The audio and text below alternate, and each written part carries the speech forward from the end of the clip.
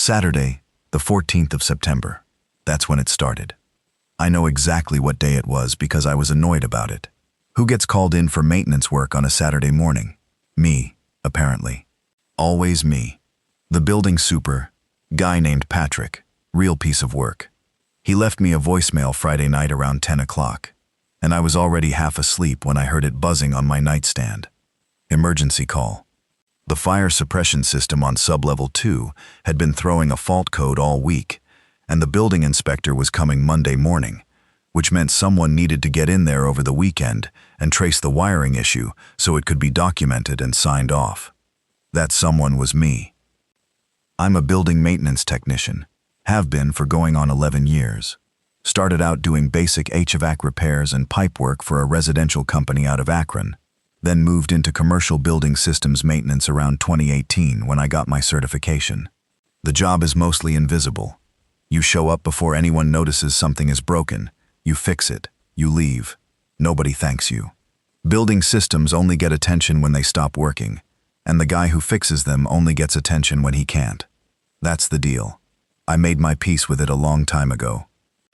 The building was a 7-story commercial property on Dunmore Street. Ground floor was retail, couple of restaurant spaces. Upper floors were leased office space. Sublevel 1 was a mechanical room and storage. Sublevel 2 was the parking structure. 2 levels of underground parking, space for about 300 cars, accessed from the street by a ramp on the east side, and a secondary entrance on the west. My domain, essentially. I knew every pipe, every junction box, every access panel in that place. I'd been the primary maintenance tech there for 4 years. Kyle was going to meet me there. That's the part I keep coming back to. He didn't have to come. I didn't ask him to. He just texted me Friday night after I'd already listened to Patrick's voicemail and said, "I'm gonna come keep you company. Bring coffee." And I texted back, "You don't have to do that." And he said, "I know I don't." And that was the end of the conversation, because that's how Kyle is. Is. I don't know which tense to use anymore, and I'm not ready to decide. Kyle is 3 years older than me. He's one of those guys who just shows up, always has been. When our dad was sick, Kyle was the one driving 3 hours every weekend to sit with him, and I was the one finding excuses not to go. Kyle never said anything about it. He just kept showing up. I've felt guilty about that for 5 years, and I've never told him. And now I'm sitting in the dark in a concrete parking garage trying to figure out if I'm ever going to get the chance. He showed up at the sublevel 2 service entrance at 8:15 in the morning, with 2 large coffees from the gas station 2 blocks over. Not even a coffee shop, a gas station. Kyle has never been precious about that kind of thing. He knocked on the service door in that specific rhythm he always uses, too quick and too slow.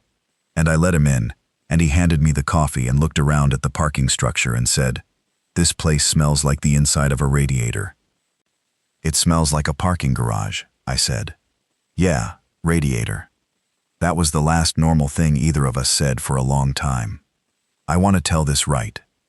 I want to explain how it actually happened, not just the emergency part, not just the running and the screaming and the door. I want to explain the 3 or 4 hours before that, because those hours matter, and I don't think I've processed them properly. My name is Danny Kowalski. I'm 34 years old. I have a bad right knee from a soccer injury in 2015 that I keep saying I'll get properly looked at and never do. I have a 2-bedroom apartment about 1.5 miles from Dunmore Street. I eat too much takeout, and I watch too much late-night television, and I go to the gym about once a month when I feel guilty about not going. That's who I was when this started. A pretty ordinary guy on a Saturday morning, annoyed about being called in to trace a wiring fault, waiting for his brother to show up with gas station coffee. And here I am now. Let me tell you what I know about the parking structure, because it matters. Sublevel 2 is the lower of the 2 garage levels. You access it by taking the vehicle ramp from sublevel 1, or by a stairwell that connects all floors of the building, including the sublevels. There's also an elevator, but it's a standard passenger elevator, and it only goes down to sublevel 1. You have to take the stairs or the ramp to get to sublevel 2. The level itself is roughly rectangular, maybe 200 feet long and 120 feet wide. 12 rows of parking spaces, about 25 spots per row. The ceiling height is low, standard parking structure height, 8 feet, maybe 8.5. Concrete columns every 20 feet or so, holding up the slab above. Fluorescent lights running the length of each lane, most of them working when this started, fewer of them working now. The maintenance room is at the far end of sublevel 2, in the northwest corner. It's a room I basically lived in when I was at that building, about 600 square feet. Houses the fire suppression pump and control panel, secondary electrical distribution panels, the elevator mechanical room, which is separate but accessed through a door on the maintenance room's east wall, an HVAC air handling unit for the sublevel, and general storage, tools, spare parts, replacement fluorescent tubes, some paint cans, cleaning supplies, a shop vac that one of the previous maintenance guys left here, and Patrick never bothered to have removed. In the back of the maintenance room, there's a door, not a regular door, a metal service door, 36 inches wide, painted the same gray as the concrete wall. Easy to miss if you didn't know it was there. It opens into a service corridor that runs behind the maintenance room, and then connects to a utility tunnel that goes, this is the part that matters, goes under the street, and comes up in the mechanical room of the parking structure on the other side of the block. This tunnel was built when the building was constructed in the 1980s, as a shared utility access route between two buildings that were developed by the same company. The other building got sold separately, then changed hands a few more times, and somewhere in all of that the shared utility agreement got buried in paperwork, and nobody really maintained the tunnel anymore, but it was still there. Still passable, if you didn't mind low ceilings and decades of dust, and a few sections where the concrete had cracked and settled. I knew about it because it's in the building's as-built drawings, which I keep copies of on my laptop. I'm that kind of maintenance tech. I don't wing it. I want to know what's behind every wall, every slab, every ceiling tile. That's what 11 years of doing this job will teach you. That buildings have secrets, and the secrets will bite you if you don't know what they are. So, Saturday morning, September 14th. Kyle and I drank our gas station coffees and I explained what I was doing. Tracing a wiring fault in the fire suppression control panel, which meant opening up the panel, pulling the diagnostic log, and physically following the wiring run from the panel to the faulty zone sensors. Not exciting work. Kyle sat on an overturned paint can in the maintenance room and watched me work, and we talked about the usual things. Our cousin Darren's wedding that was coming up in November. Whether I was ever going to do something about the knee. Kyle's job. He works in pharmaceutical sales, travels a lot, has for years. He'd just gotten back from a week in Baltimore and said the drive back on Friday had been brutal because of some kind of accident on I-76 that backed traffic up for 12 miles. Around 9:30, my radio crackled. I carry a walkie-talkie when I'm on site, tuned to the building's internal channel. The security desk is on the ground floor, and there's one guy on weekends, older man, name of Tom Garrett, been with the building's security company for years. Tom usually checks in with me a couple times during a shift, nothing complicated, just confirming I'm around and the building's secure. But this wasn't a regular check-in. Danny, Tom's voice was flat, not panicked, but flat, in a way that didn't sound right. You copy? Yeah, Tom. I'm here. Sublevel 2. You hear anything about what's going on outside? I looked at Kyle. He shrugged. No, I said into the radio. What's going on? A pause. Long enough that I pulled the radio away from my ear and looked at it like that would tell me something. Getting some weird stuff on my scanner. Tom said. Police radio. There's been some kind of incident downtown. Couple incidents, actually. They're saying. They're not describing it clearly, saying something about attacks, people attacking each other. Like a fight? Kyle said. He'd heard it on my radio. Tom, like a bar fight situation or... More than that, Tom said. They're talking about it like, I don't know, like it's spreading, like it started in one place, and then there's reports from 4 or 5 different locations. And the dispatcher keeps going off the air and then coming back, which isn't normal. I thought about this. Any word on whether we need to do anything? Lockdown, whatever? Nothing official yet, Tom said. I'm keeping an eye. Just wanted you to know. Okay, thanks, Tom. I put the radio back on my belt, and Kyle was looking at me with that expression he has, where he's thinking something he's not ready to say yet. I went back to the wiring run. I had a fault locator plugged into the panel, and I was following the signal from the panel toward Zone 4, which was the far end of the sublevel, and that was going to take another hour minimum. You think it's anything? Kyle said. No, I said, and I meant it. Weird stuff happened. Police radio traffic got dramatic. I'd been in enough situations in enough buildings where the initial report of something turned out to be a fraction of what everyone panicked about. Building systems are the same way. Panel throws a code. Everyone assumes the worst. Turns out one sensor has a loose terminal. 9 times out of 10, it's nothing. This was not that 10th time, but I didn't know that yet. Around 10, Tom came back on the radio. He sounded different. Still not panicked. Tom is not a man who panics. I'd learned that definitively over the next weeks, but different. The flatness was gone, and something else was in its place. Something careful. Danny, how fast can you get up to the ground floor? Few minutes. What's up? I need you to see something. Don't rush. Just come up when you can. Kyle and I looked at each other. I capped my fault locator, tucked it into my tool bag, and we took the stairwell up. Ground floor, the lobby. Tom was standing at the lobby windows. That's the first thing I noticed. He wasn't behind the security desk. He was standing at the windows, which faced Dunmore Street. Tom is a big man, mid-60s, gray hair cut short, the kind of build that says he was in the military once and never entirely stopped being in it. He was just standing there, hands at his sides, looking out. We came up alongside him. The street wasn't right.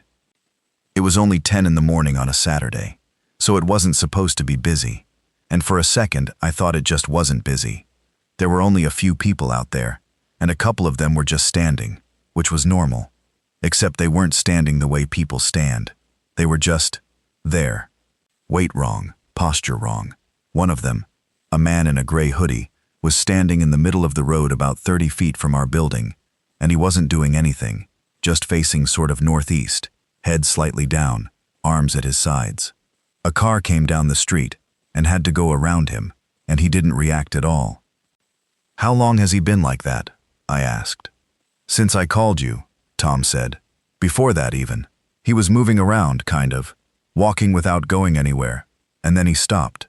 I watched the man in the hoodie for another minute. Kyle had his phone out and was scrolling through something. There's stuff online, Kyle said. He was using that careful voice again, the one from when he's trying to calibrate how alarmed to be. There's a lot of videos. Some of them are from downtown, some are from other cities. People attacking each other. Just biting each other, some of them. I didn't react to that the way you'd expect. I think my brain just rejected the implication. Biting. People biting each other. I filed it away as something to process later. Should we be concerned? Tom said. He was still watching the street. I think we should lock the building, I said. Already did. Both lobby doors. Side entrances too. He paused. The garage entrance on the east side, though. The vehicle ramp. That's not something I control. The gate mechanism is automatic. I can override it, I said. Close it manually. That might be a good idea. Can you watch the lobby while I... Yeah, Tom said. Go. Kyle and I went back down. I tried not to think too hard about the man in the gray hoodie standing in the street. I tried not to think about what Kyle had said about biting. The east vehicle ramp has a gate mechanism that's controlled from a panel in the sub-level 1 mechanical room. I went to the panel, found the manual override. It's a key switch, standard stuff. My key works on it. And I turned it to manual and hit the close gate button. The gate motor ran for about 8 seconds and then stopped. I went to check visually from the sub-level 1 level. Gate was down. Good. Then I heard it. The west ramp. The west vehicle ramp entrance opens onto Alcott Street, which runs perpendicular to Dunmore. It has its own gate, same system. but the control panel for it is on the opposite end of the building, near the elevator bank on sublevel 1. I hadn't thought to check it because it's usually the secondary entrance, lower traffic. But as I stood there in sublevel 1, I heard it, the sound of a gate mechanism running, and then a bang, and then the sound of feet on concrete. Not just one person's feet, a lot of feet. I moved fast, back to the stairwell, down to sublevel 2, and I pulled Kyle with me because he'd been following me, and I didn't want to lose track of him in the building. We hit sublevel 2, and I kept moving, northeast corner, then across the long axis of the garage toward the maintenance room. I pulled out my radio. Tom. What? West ramp gate is open, or was open. Something came in. Multiple. I don't know. Multiple somethings. A second. I'm going to stay up here, Tom said. I'm locking the stairwell access from the lobby. Good idea. If I need to reach you. Radio. I'll be here. We got into the maintenance room. I locked the door from the inside. It's a keyed lock, and I have the key. And I stood there for a second with my hand on that lock, and tried to decide what I knew. I knew the west ramp gate was compromised. I knew there were people on the lower level who moved in a way that wasn't right. I knew the building above us had Tom and was locked. I knew I was in the maintenance room with my brother, and the maintenance room had one door out to the garage and one service door to the utility corridor, and a lot of tools and equipment. That was everything I knew. Okay, Kyle said. He was behind me. He put his hand on my shoulder for just a second and then took it away. Okay, what do we do? I went to the service door. I opened it and looked into the utility corridor. Dark in there, mostly. I had my flashlight. I carry a good one, Streamlight, 300 lumen job, and I swept it down the corridor. Concrete walls, pipes running along the ceiling, decades of dust on the floor, the occasional junction box. I could see maybe 40 feet before the corridor bent. No one there. I closed the service door. This is the only way in or out right now that I know is clean, I said. The door to the garage, I don't know what's out there. Could we go back upstairs? Through the stairwell? The stairwell accesses both sublevels. If something got into sublevel 1 from the west ramp, it might be in the stairwell. Kyle processed this. What about the elevator? Elevator only goes to sublevel 1. From there, we'd have to take the stairwell or the ramp, both potentially compromised. He nodded slowly. So we stay here. For now, yeah. I looked around the maintenance room. Took inventory. I'd done this building for 4 years. I knew what was in this room. I shouldn't say I was surprised by what I found, but I was surprised by how much it mattered now to think about it in a specific way. Not as supplies and equipment, as survival resources. Tools. 2 full tool bags. Mine, and the secondary kit that lives permanently in the room.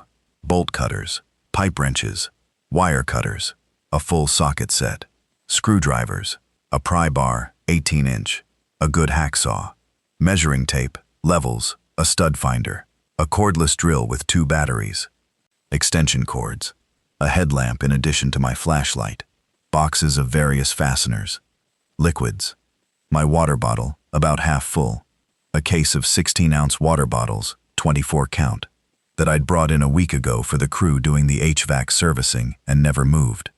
Some of them were probably used, but I counted and there were still 14 sealed bottles. Food. I keep protein bars in my tool bag, 4 of them. Kyle had eaten something before he came, but he had nothing with him. There were no other food items in the room. Emergency equipment, first aid kit, the standard wall-mounted OSHA-compliant kind, mounted next to the door. Fire extinguisher, mounted next to that. A battery-powered emergency lantern, red. That's supposed to be for when sublevel power goes out. Electrical, the emergency lantern. My phone, about 60% charged. Kyle's phone, fully charged. Walkie-talkie, full charge. I wrote all of this down on a piece of paper from my notepad. I looked at the list. 4 protein bars and 14 water bottles was not enough to last any meaningful amount of time, but it was enough to last today, and today was what I needed to get through first. What I heard through the maintenance room door, about 20 minutes after we locked ourselves in, was the first thing that made the theoretical become real. Not screaming. I'd half expected screaming. Instead, it was just a sound. A continuous, low sound. Shuffling. Feet on concrete. The way feet sound when they're being dragged rather than lifted. And under that, a kind of breathing. Not normal breathing. Not labored breathing.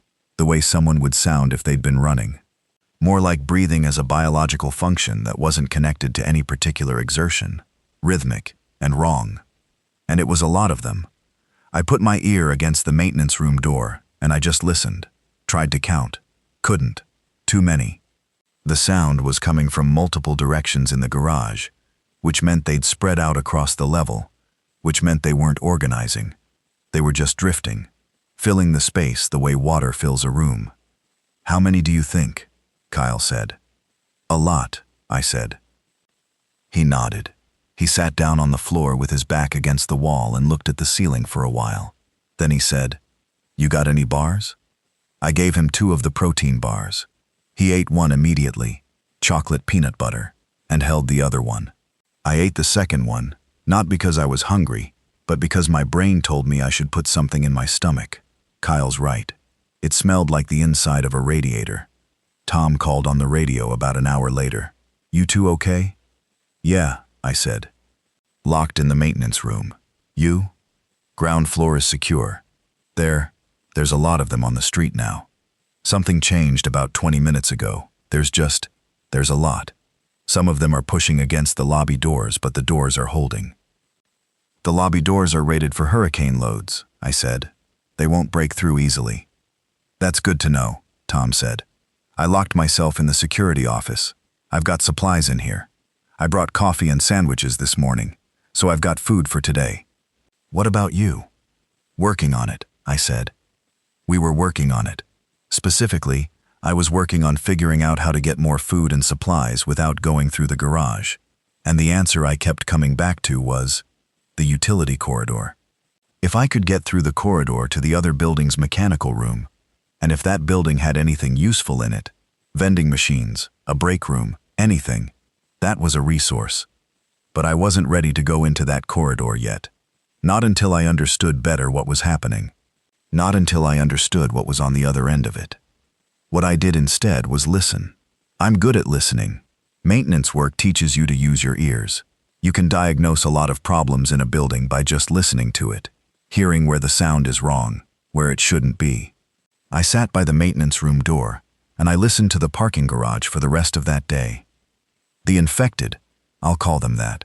I've heard other terms, but infected is the one that sits most neutrally in my brain. The infected don't talk. That's the first thing. They make sounds, but not words. Not commands, not communication. They make the breathing sound and sometimes a lower sound in their throats, almost like a grinding, and occasionally a sharp sound when 2 of them collide with each other or with a vehicle or a wall. They don't coordinate. I could tell that within the first 2 hours. When I heard them moving, they weren't moving together.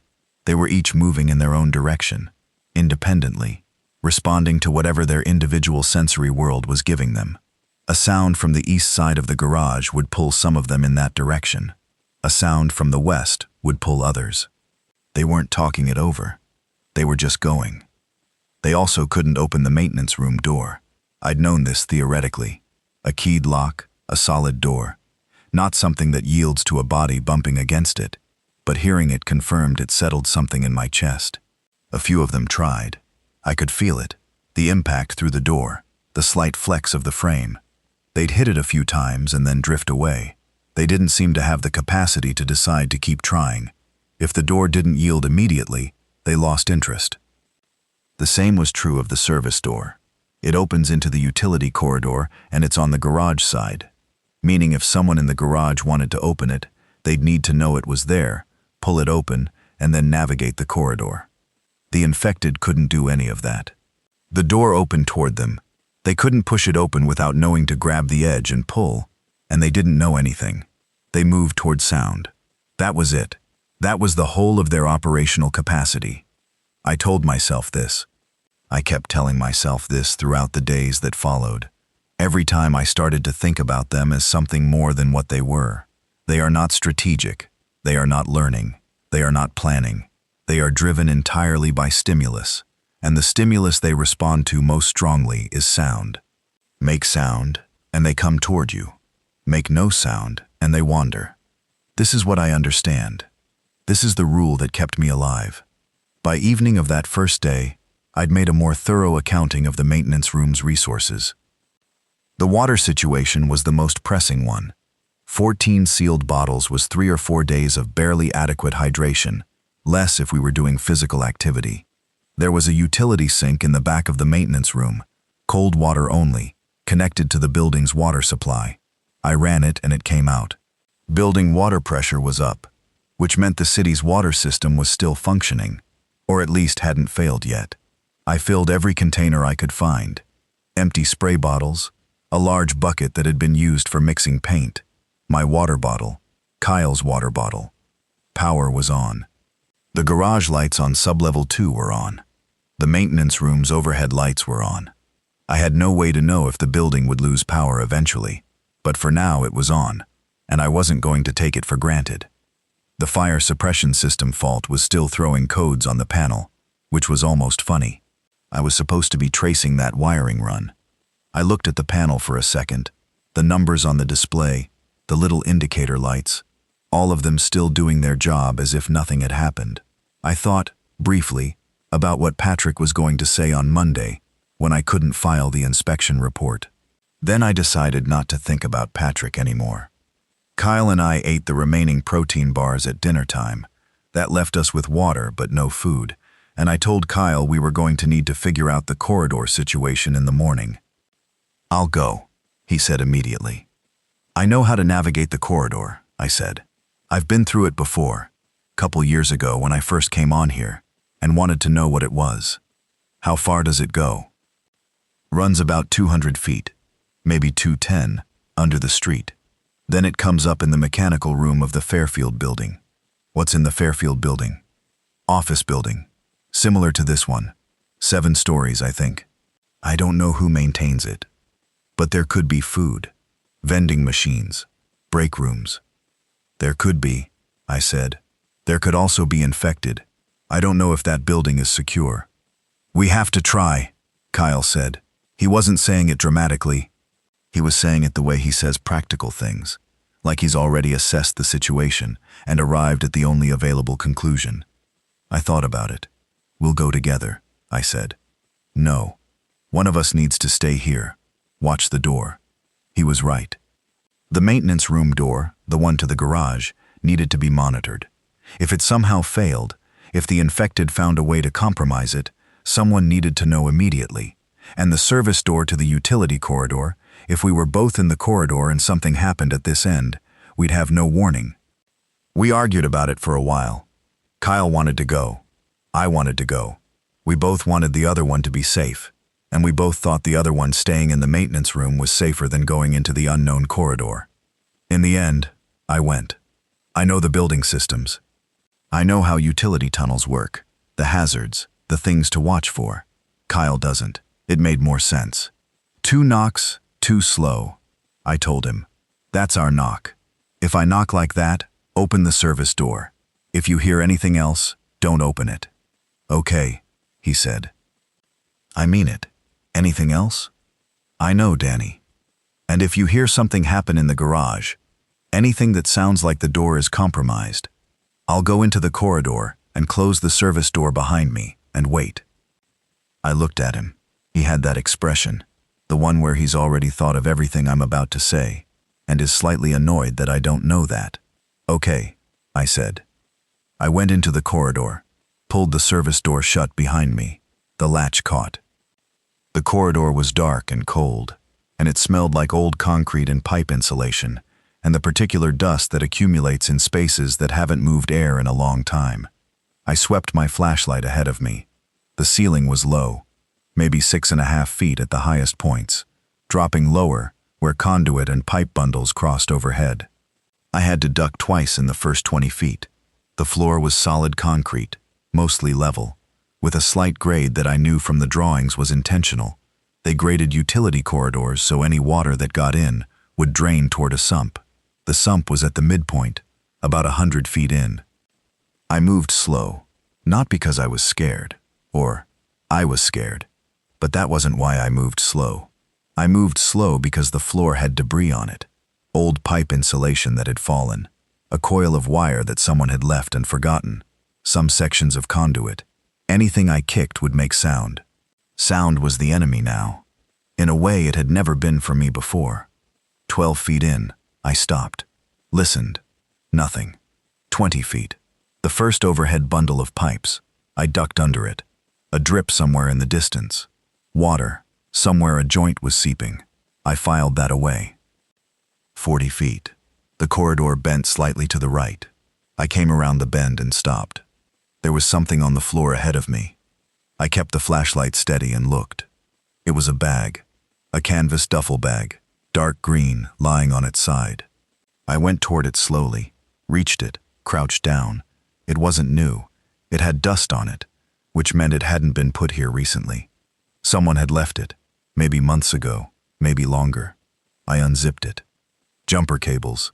A high-visibility vest, the kind construction workers wear. A rain poncho still in its packaging, 3 road flares, the friction ignition kind. A large fixed-blade knife in a sheath, 2 AA batteries. I took the knife, the road flares, the rain poncho, and the batteries. Left the jumper cables. Too heavy, not worth it right now. I zipped the bag back up and left it. I kept going. The corridor ran another 160 feet before I reached the far end. A concrete block wall with a steel door. Same design as the service door on our end. I put my ear against it. Silence. I tried the door. Unlocked, which made sense. This door was on my end side of the lock, meaning it could be opened from the corridor without a key. I pushed it open slowly. The Fairfield Building's mechanical room, darker than the corridor, which surprised me until I realized the lights in here were off. The building might not have power on this side. I swept my flashlight. The mechanical room was similar in layout to ours, but older. The equipment was from an earlier generation. The boiler was a different model. The electrical panels were older style. And it smelled different, more closed in, like no one had been in here for a while. I moved through the mechanical room to its door, steel door, leading, according to the building drawings in my memory, to the sub-level parking area of the Fairfield building. I put my ear against this door too. I could hear something. Faint. The breathing sound.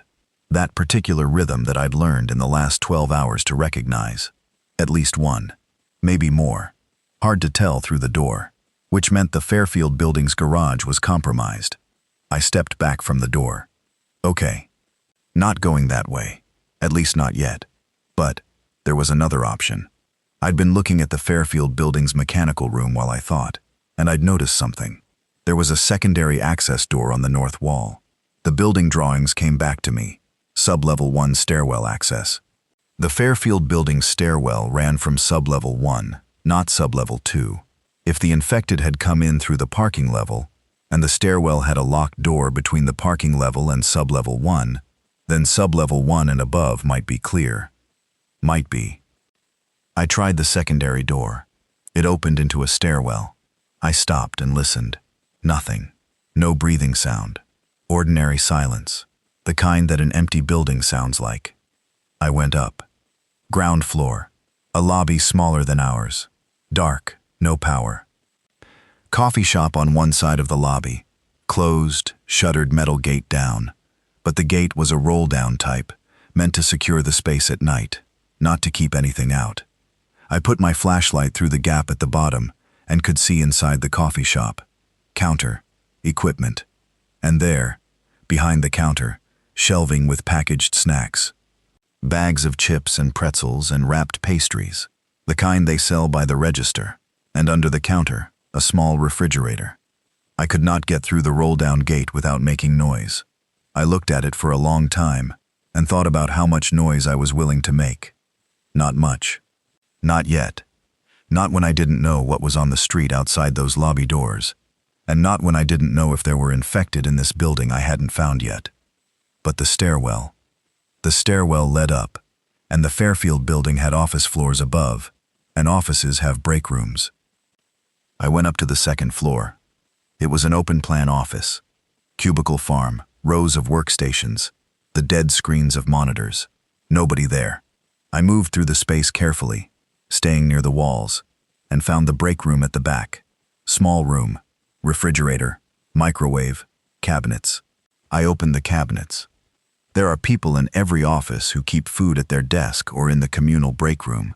It's one of those things I've noticed doing maintenance work in offices.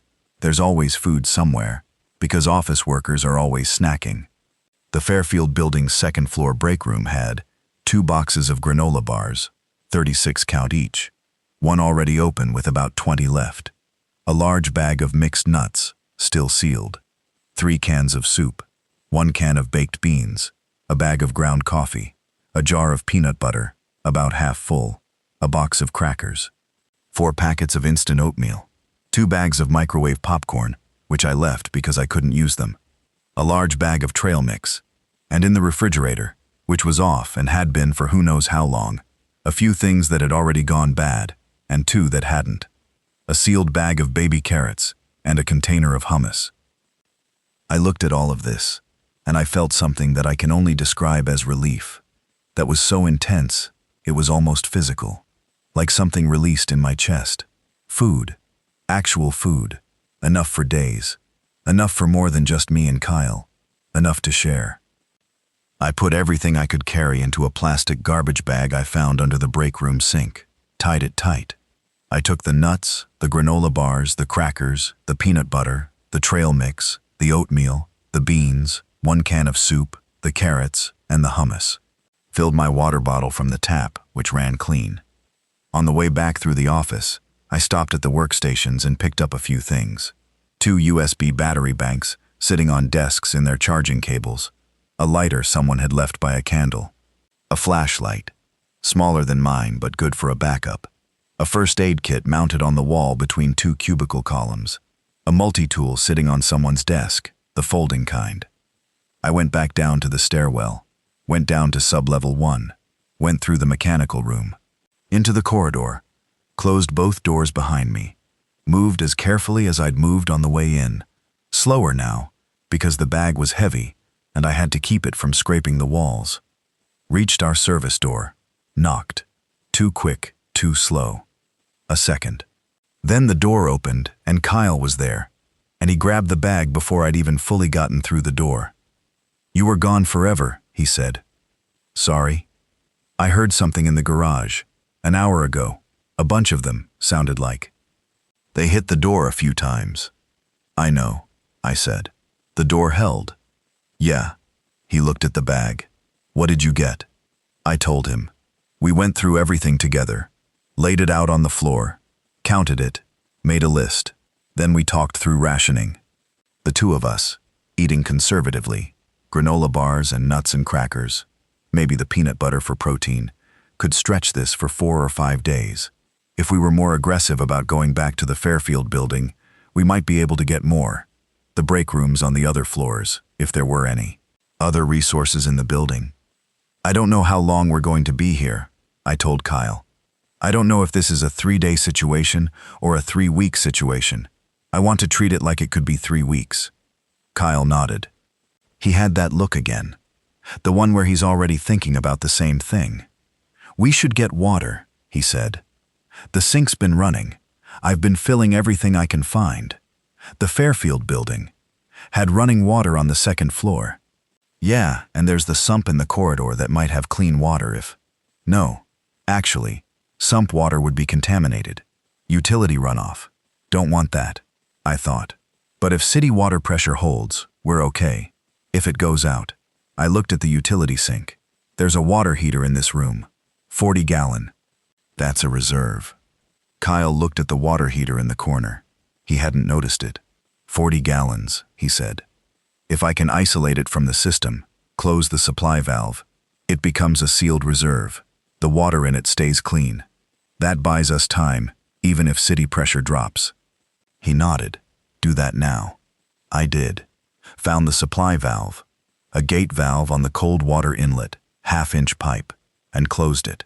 The 40 gallons in the tank were isolated.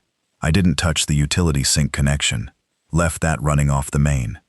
As long as city water came through, we'd keep using the sink. If it stopped, we had 40 gallons in reserve. That was day 1. I need to tell you about the other people, because I was getting to them. Day 2, Sunday. Around noon, I heard knocking on the maintenance room door. Not the infected bumping sound. Actual knocking. Deliberate. A pattern. I went to the door. "Who's there?" I said. Low voice, not a whisper. Whispers are harsher in frequency than a low voice, and frequency is what travels through concrete. "Please," a woman's voice. "Please, is someone in there? I can hear you." I looked at Kyle. He looked at me. "How many of you?" I said. "Just me. Me and my daughter. We've been hiding in one of the cars. Please, they keep..." Her voice broke a little. "They keep coming close. We haven't moved in." "Stay quiet," I said. "Keep your voice low. Are any of them right by the door right now?" A moment. "No, not right next to it. There are some on the other side of the garage." I thought about this for several seconds. Opening that door meant exposure.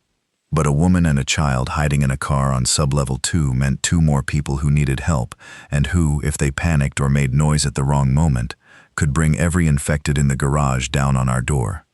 "I'm going to open the door," I told Kyle. "Stand behind me." I unlocked the door, pushed it open just wide enough, and there she was. A woman, late 30s, dark hair, wearing a winter coat that seemed wrong for September, until I remembered the weather had been cool that weekend. She had a little girl pressed against her side, maybe 7 or 8 years old, wrapped in the coat's free flap. The woman's name, I'd learn in the next few minutes, was Becca Lawson. I pulled them through the door and locked it behind them. The garage outside, in the 3 seconds the door was open, had been dark. Power must have gone out on the main sub-level 2 lighting while we were sleeping, and I'd seen the shapes of them in the middle distance. A cluster near the vehicle ramp, 3 or 4 of them, facing away. One near the far wall, also facing away. They hadn't turned. We hadn't made enough sound. Becca sat down on the floor and her daughter, Lily, sat right next to her, pressed against her side, not crying, just watching everything with big dark eyes. Becca told me what had happened to her. She'd been dropping her daughter off at a birthday party and had to stop at the parking garage to use the restroom in the building lobby. By the time she came back down to her car, the garage gate on the west ramp was open and the infected were coming in. She'd grabbed Lily and gotten into her car and locked it. They'd been there since around 11 that morning, about 25 hours. Her daughter had asthma. Mild, she said. A rescue inhaler, which Becca had in her purse. But the purse was in the car, and they'd left the car to come to the maintenance room door when they heard me talking to Kyle. So, no inhaler. Becca was clearly trying not to think about this. "I can try to get back to your car," Kyle said. "You're not going out there," I said. "If I can just get the purse." "You don't know where the infected are. They could be anywhere in the garage right now. The little girl needs her inhaler." "I know that." I looked at him. He looked at me. I looked at Lily, who was looking at the tools on the workbench with the calm curiosity that only children have in situations that would destroy adults. "Not now," I said. "Let me think about it." I gave Becca and Lily some of the granola bars and water. I showed Becca how the utility sink worked. She looked at the maintenance room with the expression of someone trying to process a lot of information quickly, and then she settled in and started telling Lily a story in a quiet voice. And I felt something about that. The ability to just do that, to start telling a story that I couldn't quite name. I went to Kyle, and we stood in the corner near the service door and talked quietly. "There's a 4th person," Kyle said. "What?" "When I was watching the door while you were in the corridor.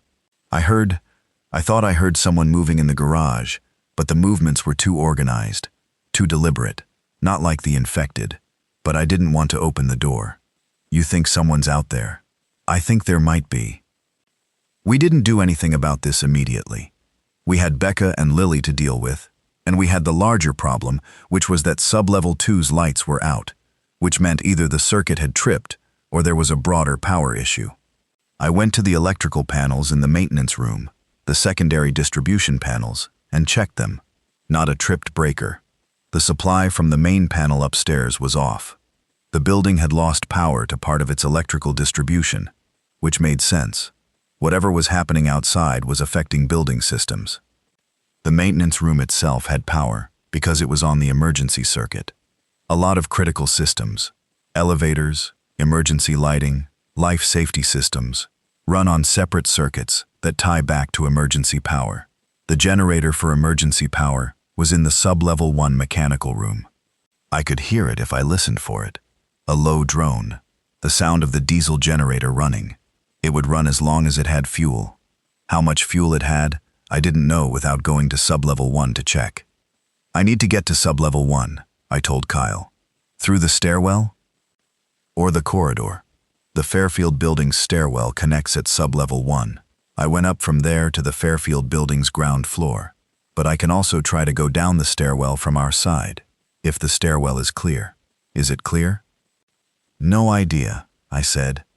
The generator question mattered because the emergency circuit powered the maintenance room lights, the service door lock mechanism, and, this was the piece I'd been thinking about, the ventilation system for sub-level 2. The parking garage ventilation system runs off the emergency circuit because it's a life safety system. CO from vehicle exhaust can build up and kill people, so the ventilation system is on emergency power. As long as the generator ran, the ventilation kept running, which meant we weren't going to suffocate. But if the generator ran dry, we'd lose ventilation too. I made a mental note to get to the sub-level 1 mechanical room and check the fuel level. But not today. Today we had enough to deal with. The fourth person knocked on the maintenance room door at around 3 in the afternoon. Paul. His name was Paul Eckhart, 26, studying at a university across town, had come downtown Saturday morning to meet friends for brunch, and ended up running when the infected appeared on the street. He'd found his way into the parking garage through the east vehicle ramp before I'd closed the gate.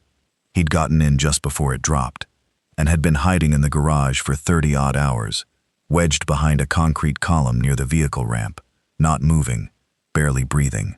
He'd seen us take Becca and Lily in, and had worked his way around the perimeter of the garage, staying out of the infected's line of sight. The infected don't use sight the same way. Out of the infected's sensory range, and made it to the maintenance room door. He knocked, one sharp knock, which made me instantly furious, even though I understood why he'd done it. The sound moved through the garage. I could hear it, immediately. The shuffling changed direction, 2 or 3 of them, turning toward the sound source. I opened the door fast and pulled Paul through and locked it in one motion, 4 seconds max. The infected hit the door 8 seconds later. 1, then 2. They hit it a few times, lost interest, drifted away. Paul sat against the wall with his knees against his chest, and didn't say anything for about 10 minutes. He was shaking, which he probably didn't realize. Then he said, "Thank you." And I said, "Don't knock like that again." He nodded. He looked like someone who had not slept in 30 hours, which he probably hadn't. That was our group. Me, Kyle, Becca, Lily, Paul, 4 adults and a child. In a 600-square-foot maintenance room in an underground parking structure, while an unknown number of infected wandered the garage outside. I need to talk about the days in the right order, because they're starting to blur, even in my memory, and I want to get this right. Day 3, Monday. Lily's breathing was fine so far. She hadn't had an episode, but Becca was watching her constantly, with a kind of controlled worry that I recognized as the exact type of worry that becomes exhausting before anything has even gone wrong. She needed that inhaler. Kyle and I talked about it Monday morning. Becca's car was, she said, about 80 feet from the maintenance room door, in the middle of the garage somewhere. She thought it was in lane 6, about 15 spots in from the ramp end. She'd managed to tell me the make and model, a dark blue Subaru, and she'd unlocked it remotely before the phone died, so the door should open. Here's the thing, Kyle said. The infected respond to sound, right? Right.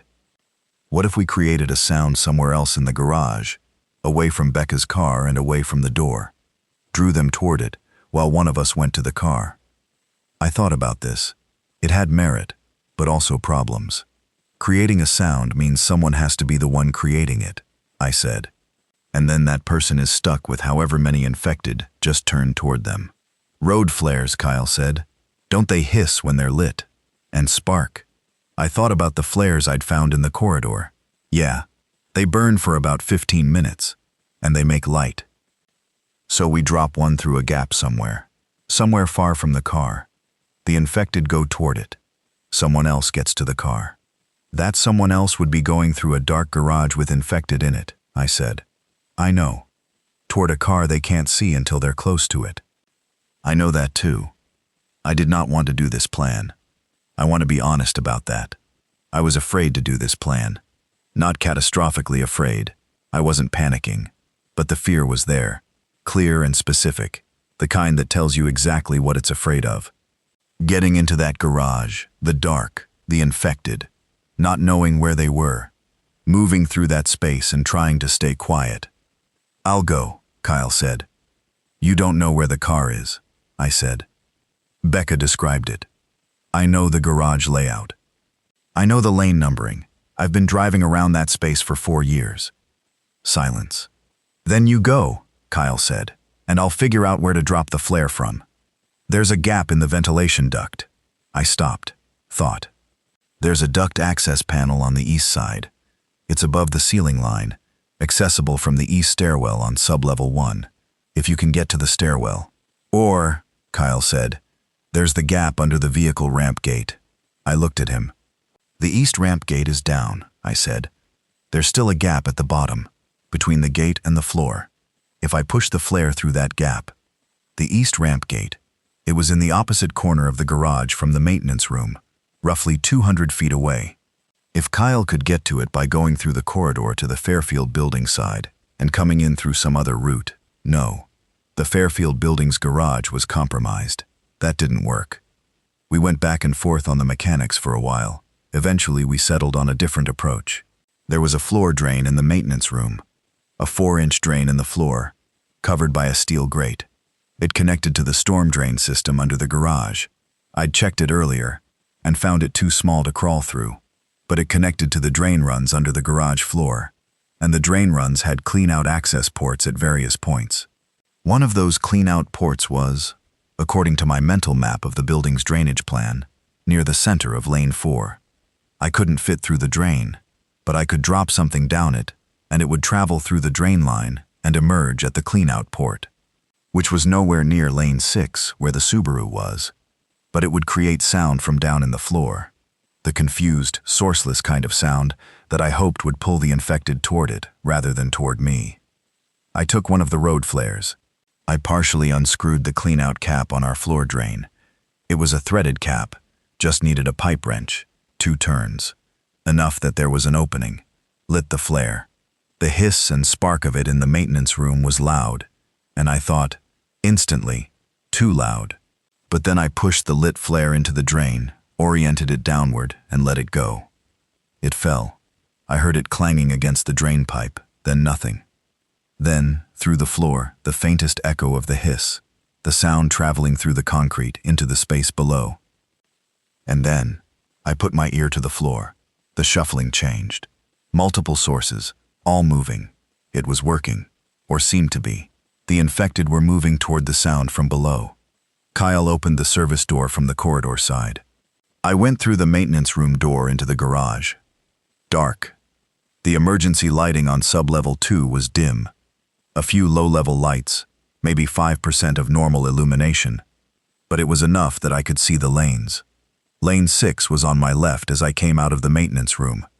I moved along the wall, staying slow, staying low, using the concrete columns for cover.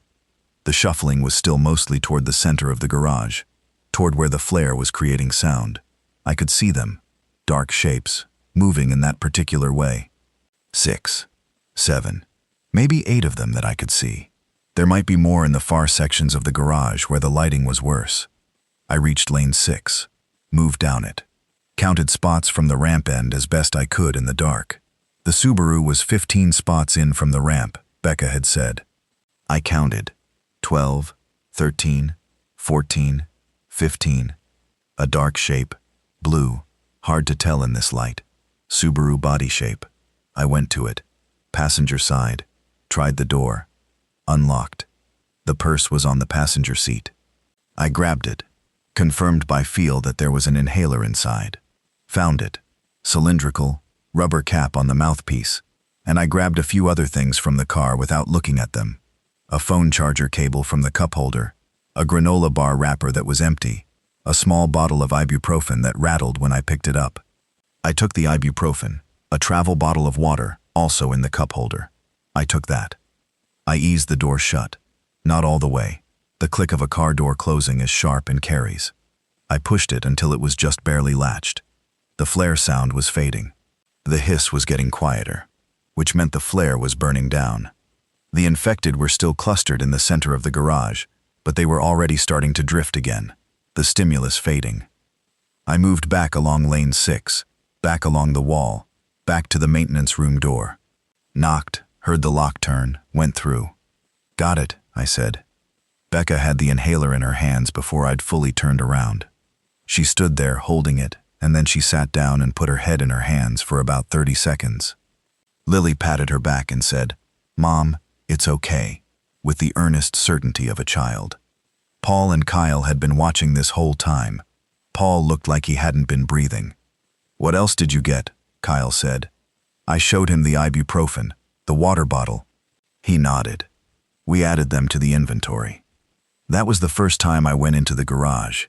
It would not be the last. I want to tell you about what happened Tuesday evening, which was day 4, because it shifted things. The building lost power completely. Not just the partial outage from before. The emergency generator stopped, and everything went dark. I mean everything. The maintenance room's lights went off. The emergency lantern clicked on automatically. It's a battery-powered unit. It'll last maybe 36 hours on a full charge. We had that and our flashlights. Without the generator, the ventilation system stopped. Without ventilation, the air in the garage would start to become stale. CO wasn't a problem anymore. There were no running vehicles. But CO2 from human respiration, in an enclosed space, over time, would become an issue. Also temperature. The parking garage would start pulling ambient temperature from the ground around it, which would mean it got cold. And it was September. Not the worst month for this, but still. More immediately, without the generator, the security lock on the service door to the utility corridor ran on building power. Without power, the lock default state was, I thought about this, went to the door, tested it, unlocked. Good. Good that I'd checked this. The service door stayed accessible. But the mechanical room's elevator was now offline too. The elevator on the main building side. Which meant if Tom was still up on the ground floor, he was stuck there. The stairwell was the only vertical access between floors, and the stairwell was potentially compromised. I got on the radio. "Tom, you copy?" Nothing. Tried twice more. The radio's battery indicator was half gone. "Radio might be the issue," Kyle said, "or he might be away from his." I tried to not assume the worst. Tom was a capable man. He'd been in a locked security office with food and water. He was probably fine. But the radio silence nagged at me. Wednesday, day 5. The air in the maintenance room was noticeably different. Not dangerous, not yet, but heavier. 5 people breathing in 600 square feet. We'd been keeping the corridor service door slightly ajar for air circulation, but the corridor itself was enclosed, and the Fairfield building's mechanical room was also enclosed. So what we were really doing was mixing one enclosed air pocket with another. Not ideal, but better than nothing. Paul had turned out to be more useful than I'd initially estimated. He'd studied engineering, which wasn't maintenance experience, but it was close enough that he understood systems thinking. He'd helped me figure out that the building's stairwell on our side could be checked from the corridor. There was a utility penetration in the stairwell wall at sub-level 1 level, an 8-inch pipe chase opening that I could look through with my flashlight. Kyle went to the Fairfield building side and came up through their stairwell to sub-level 1, then across to the utility penetration from their side, while I listened from ours. "Tell me what you hear," I said into the radio. The radio crackled. "Quiet," Kyle said. "Wait, there's something on the stairs above me." Not moving. It stopped. One of them? Sounds like one. Just standing there, on the stairs between sublevel 1 and ground floor. One infected, standing on the stairwell. Not great, but manageable in isolation. It meant the stairwell was compromised, on at least one end. Come back, I said. Wednesday also brought the first weather change I became aware of. I noticed it through the duct access. There was a return air duct opening in the maintenance room ceiling, and when I opened it to improve air circulation, I could feel a change in the air quality.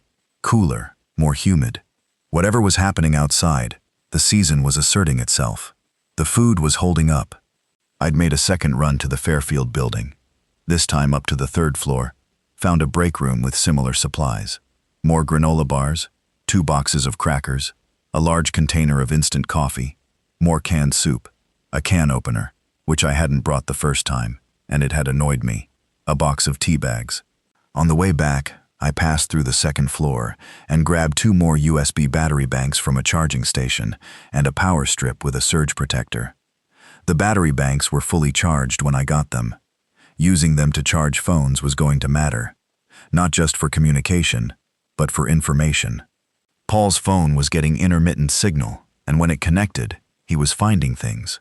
News, or what remained of news. Websites that hadn't gone down yet. Social media posts, fragments. The picture he was assembling was not good, but it wasn't nothing. The outbreak started a week ago in at least 3 separate cities, Paul told us, quietly, on Wednesday night. We were gathered in the maintenance room, the emergency lantern casting its red-orange light over everything. I don't know what caused it. Virus, probably. Some kind of virus. The posts are saying it spreads through contact. Biting. They bite you and... We know that part, Kyle said, not rudely, just cutting to what mattered. Right. There are still some shelters. National Guard set up a processing center on the north side of the city, about 6 miles from here. I don't know if it's still operating. The last post I saw about it was from 3 days ago. I thought about 6 miles. About what 6 miles looked like through a city full of infected. And there's a post from yesterday, Paul said. He looked at me specifically. About this building.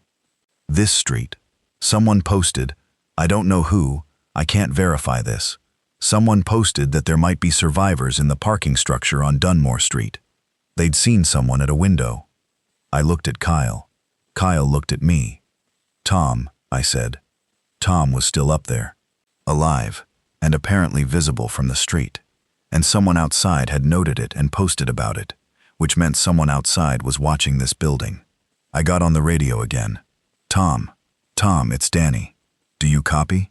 For a full minute, nothing. Then, Danny. His voice was different, thinner, rougher, but it was Tom. Tom, thank God. Are you okay? Yeah, had some battery issues with the radio, sorry. I've been here. I've been watching. We saw a post online.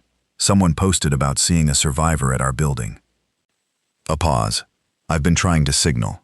At night, I've been flashing a light at the window. Figured if anyone was watching, they might see it. Smart, I said. There's a truck, Tom said. Or there was, 2 nights ago. Armored truck, like a military type.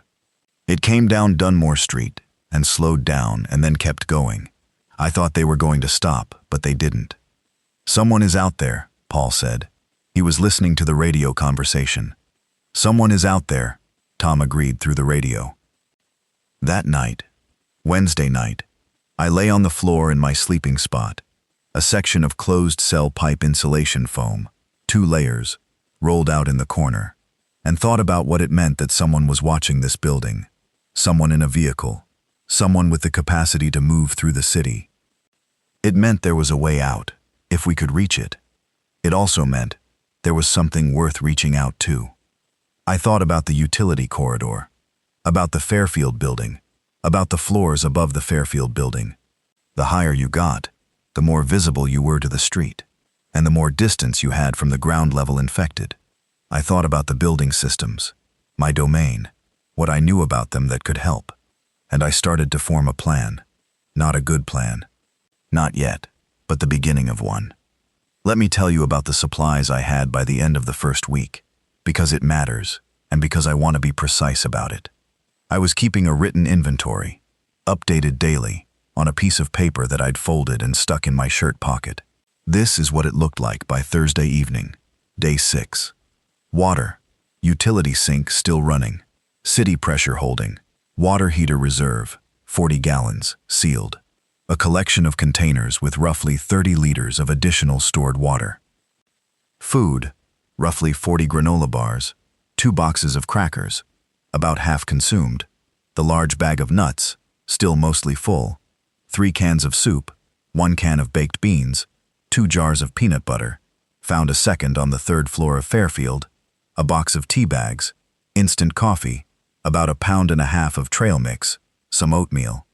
Lily got slightly more food than the adults because growing kids need it, and because everyone silently agreed on this without discussing it. Medical, the first aid kit from the Fairfield building, bandages, antiseptic wipes, over-the-counter pain tablets, Becca's first aid kit from her car that Kyle retrieved on a second car run. Larger kit, included some prescription items, including the inhaler and a small bottle of antibiotic ointment, the ibuprofen. Tools and equipment, everything from the maintenance room, plus what I'd gathered from the corridor bag in the Fairfield building. Light sources, 2 flashlights, 1 headlamp, the emergency lantern, a box of tea light candles I'd found in the Fairfield building's 2nd floor, someone's desk decoration. Communication, 2 radios, mine and a second one I found in the Fairfield building's security station on the ground floor, which I'd reached from their stairwell, quickly, and grabbed along with a few other things, both partially charged. Power, 3 USB battery banks, enough to keep phones charged for communication and information. It wasn't comfortable, it wasn't even close to comfortable, but it was more than I'd expected to have, and I knew why. I knew this building, and the building next to it, and knowing the buildings meant knowing their resources. There were people in situations like ours who didn't have that. I tried not to take it for granted. Day 7, Thursday. The twist came on Thursday afternoon, and it came from a direction I hadn't anticipated. Paul was on his phone, checking connections when he could get signal. He found a post from someone who was apparently operating a radio on an open frequency and had been picking up transmissions. One of the transmissions they'd transcribed and posted was from what sounded like a coordinated group, not military, but organized. They were using a low-power radio frequency to communicate, and their last transmission, posted 36 hours ago, had said, "Dunmore structures still showing life signals. Moving to approach Friday morning, if grid is stable. Hold positions." Friday morning. That was tomorrow. I read the post twice. Passed the phone to Kyle. He read it. "Grid is stable," he said. "I think that means the grid of whatever area they're moving through. Like if the infected density drops enough in a sector, they call it stable. So they're planning to come here tomorrow. If conditions allow." Becca was listening. She had Lily in her lap, half asleep. She didn't say anything, but I could see her calculating the same thing I was. If this was real, if a group was actually coming tomorrow, we needed to be ready to signal them and to move when they gave the opportunity. We couldn't be locked in the maintenance room when a truck pulled up outside. We needed some way to get from the sublevels to the street. The stairwell was the obvious route, but the stairwell was compromised. At least one infected between sublevel 1 and the ground floor. The ventilation shafts were another option. The sublevel 2 ventilation system had a main shaft that ran from the air handling unit in the maintenance room up through the building and out through the roof. The shaft was large enough, I'd measured it once, a 24 by 24-inch duct, to crawl through. It was not a pleasant thought, crawling through a ventilation shaft, but it was physically possible. The shaft ran up through the building to the mechanical penthouse on the roof.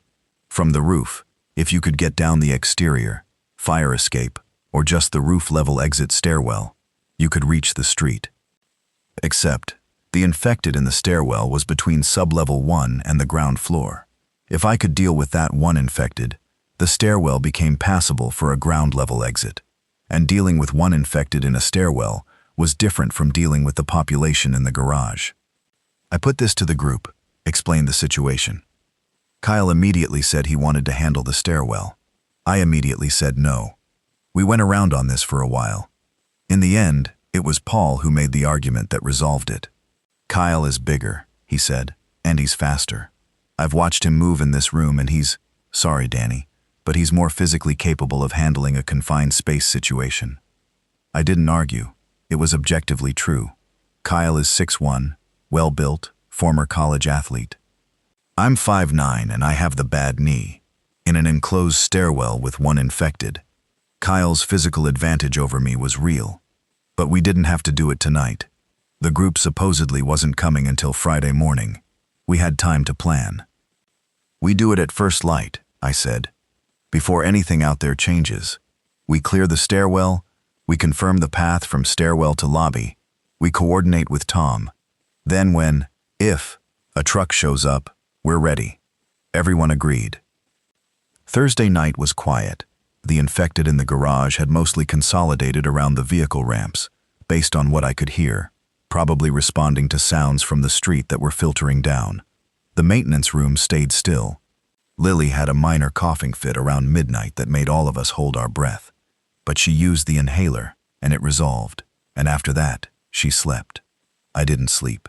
I ran through systems in my head, ventilation routes, utility penetrations, the as-built drawings that lived in my memory. I was looking for something and I wasn't sure what it was yet. Then at 3 in the morning it came to me, and I sat up. The utility tunnel. I'd been using it to get to the Fairfield building, but I'd only gone to the Fairfield building. I'd gone into their stairwell and gone up. But what if I went in the other direction? The Fairfield building had a street-level lobby, which I'd been in. The lobby had those roll-down gates over the coffee shop, but the lobby also had a street exit, a main entrance door, and that door faced Alcott Street, which was the perpendicular street. Not Dunmore Street, where the infected were concentrated. Alcott Street might be less dense.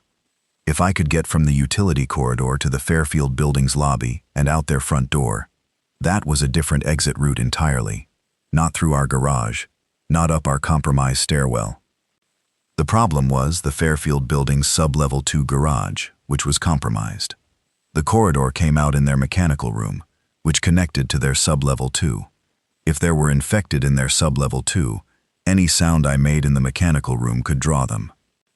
But I'd been going in and out of the Fairfield building's mechanical room multiple times now. I'd never had an infected come through the door from their sub-level 2 to the mechanical room. The door was closed, and the infected couldn't open a closed door. That was the rule. That had held. If I could go from the mechanical room up through the Fairfield building's stairwell to the ground floor, and if the ground floor was clear, I got up. 4 in the morning. I told Kyle what I was thinking. He listened. You want to use the Fairfield building as the exit, he said. If Alcott Street is less dense, yeah, it could be a better route than trying to fight through our stairwell. Kyle thought about this. And the truck, or whoever it is, they're expecting to come to Dunmore Street, to this building. Right, which means one of two things. We stay here and meet them, or someone signals them from a position where they can redirect, like the Fairfield building lobby window. I looked at him. He'd gotten there faster than I had. If I can get to the Fairfield building lobby, I said, I can signal from their window on Alcott Street. If this group is doing reconnaissance, they might see it. Or, Kyle said, we use Tom's radio. Tom can try to reach them on whatever frequency they're using. I hadn't thought of the radio approach. That was better. More direct. Do we know what frequency they're on? Paul might be able to figure it out from the post. We went and woke Paul gently. Showed him the post again. He looked at it. They didn't give a frequency in the post, Paul said. He was sleepy but thinking. But if they're using a low-power frequency for urban comms, it's probably one of the MERS frequencies. Multi-use radio service. Open band, no license. 5 channels. If Tom tries all 5 channels, Tom's radio can scan, I said. Can we ask him to broadcast on all 5? We can ask. I got on the radio to Tom, explained the situation. Tom, bless him, Said he'd been listening on his own radio to various channels throughout the week and had heard scattered transmissions on Channel 2. He said he'd broadcast on Channel 2 with our situation and location. An hour later, nearly 5 in the morning now, Tom called back. Got a response, he said. His voice was different. There was something in it. A woman. She asked me to confirm the structure and how many survivors. I told her. She said they're aware of this location and they're coming at first light. She said look for a white truck. Silence in the maintenance room. A white truck, Kyle said. Yeah, Tom said. I looked at my group. Paul was sitting up straight. Becca was awake and holding Lily, who was still half asleep. Kyle was looking at me. This was real. Someone was coming, which meant the next few hours were the most important ones we'd had. I started laying out the plan. Step 1, we checked the stairwell situation from the sublevel 1 side. There had been one infected on the stairs between sublevel 1 and ground. If it was still there, we needed to deal with it. If it had moved, the stairwell might be clear. Step 2, Tom confirms lobby status from the ground floor and unlocks the lobby doors from the inside when we see the truck. Step 3, we move from the maintenance room through the garage to the stairwell, go up to the ground floor, cross the lobby, out the door to Dunmore Street where the truck is. The problem with Step 3, crossing the garage in the state it was in, too many infected, even in the dark, even slowly, with a group of 5 people, one of them a child. We would make noise. We would draw them. The road flares. I had 2 left. And then Kyle said the thing that changed the plan entirely. What if I go out first, he said. Not through the stairwell. Back out through the garage. Not to the street, just into the garage. To draw them. Pull them to one side so you can cross. I looked at him. I know the garage layout from what you've described, he said. You tell me exactly where the columns are, where the lanes are. I go in, I make noise on the far side, they come toward me. I move, keep moving. You cross to the stairwell on the clear side. That's, Kyle. It's a good plan, Paul said quietly. It is not a good plan, I said. It's a plan where Kyle ends up on the other side of the garage from the exit with a dozen infected between him and us. I can get to the west ramp, Kyle said. The gate is down, but there's the gap at the bottom. Or, you said the gate mechanism is manual controlled from the sublevel 1 panel. If you go to sublevel 1 first, you can open the west ramp gate from the panel, and I can exit through the ramp onto Alcott Street. Alcott Street might not be safe. Neither is the garage. I looked at him. He was completely serious. He had the expression he gets when he's already decided something and is now just explaining it to me.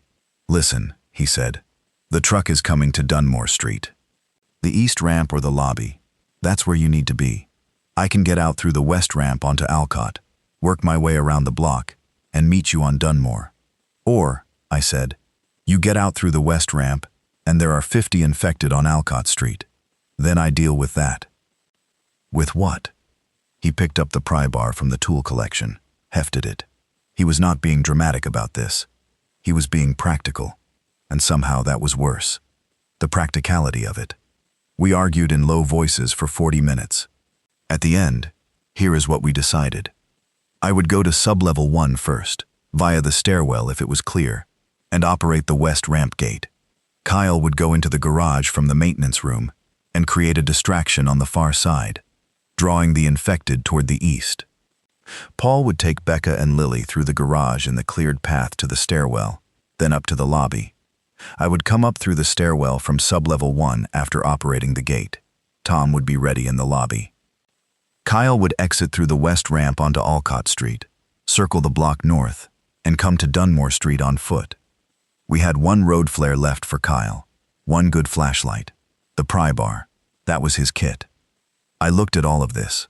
The plan had logic. It had the structure of something that could work, but it also had Kyle going into a dark parking garage full of infected, with a road flare and a pry bar, and I could not fully detach from how that felt.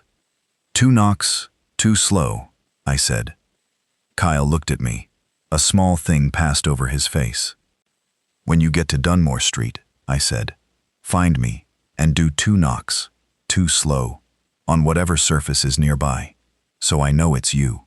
He nodded. "Okay." We shook hands, which neither of us does normally, which made it feel more serious than I wanted it to.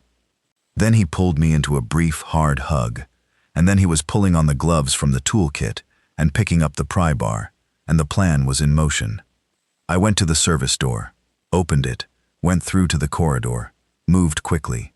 I knew this corridor now, could navigate it in the dark. Got to the Fairfield Building mechanical room, up through the Fairfield Building stairwell to their sub-level 1, across their sub-level 1 to their elevator bay. Then, this was the piece I'd worked out in my head at 3 in the morning, through their utility penetration to our sub-level 1. Our sub-level 1 was dark, no power. I swept my flashlight. Nobody here that I could see or hear. The mechanical room door to the stairwell was closed. I went to the sub-level 1 electrical panel for the gate controls. Key switch, manual override. West ramp gate, open. I heard the motor run, 8 seconds. Gate up. I got on the radio, static. Then Kyle's voice, breathless and quiet. Gates open, going in now. He was already in the garage. He'd timed it with me. "Copy," I said.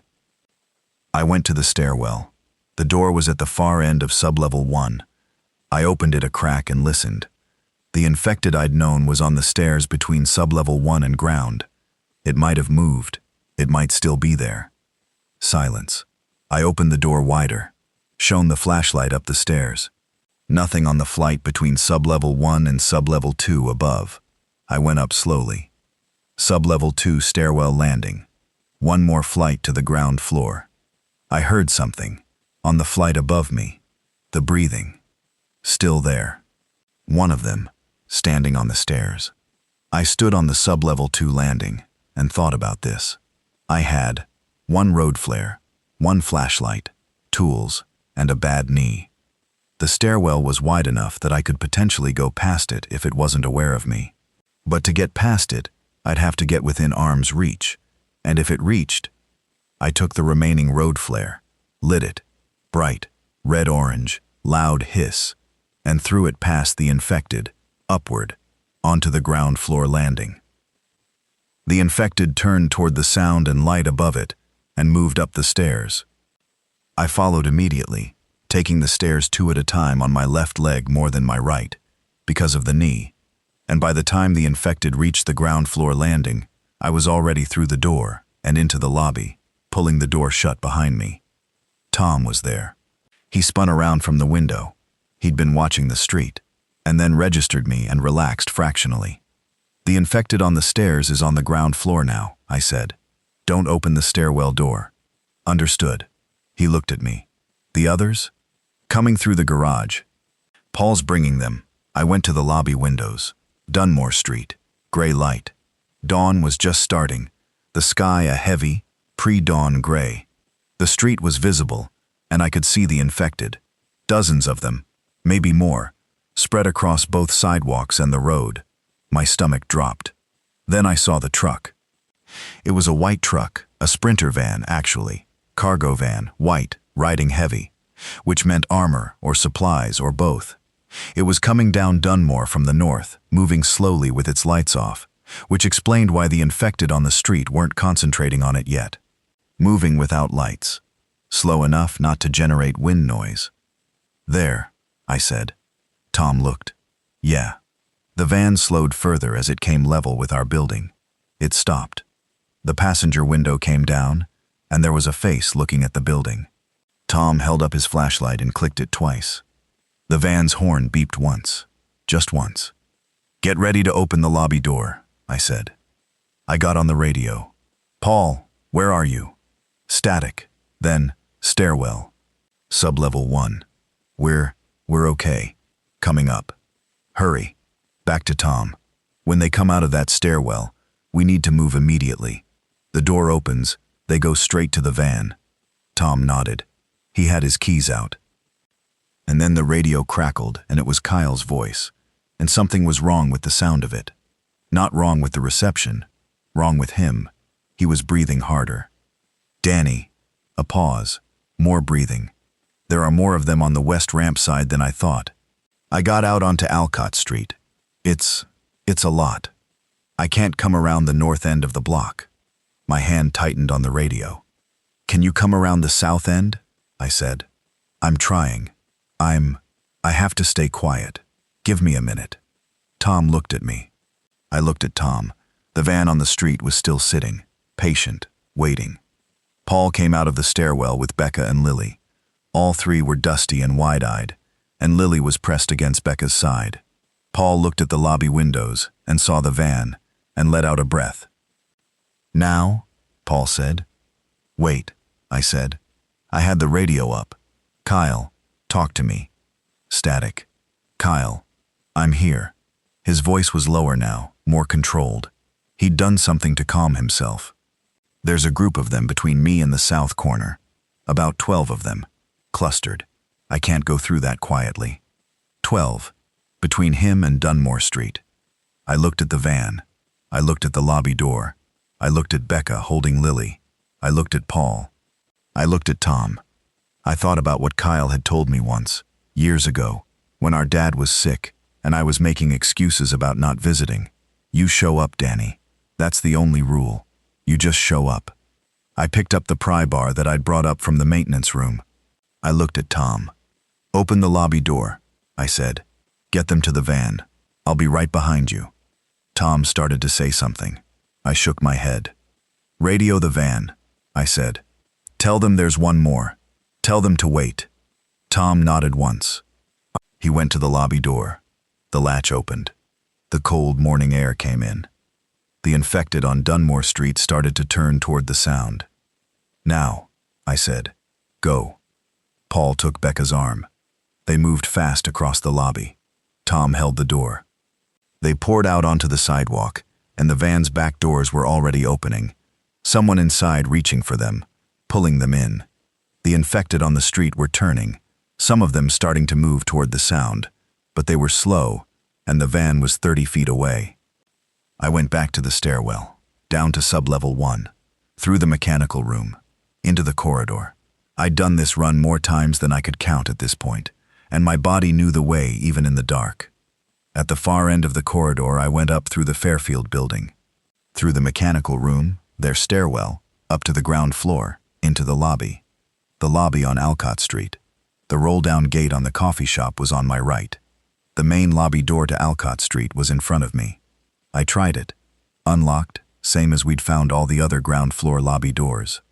I opened it. Alcott Street. Gray early morning light. I stepped out.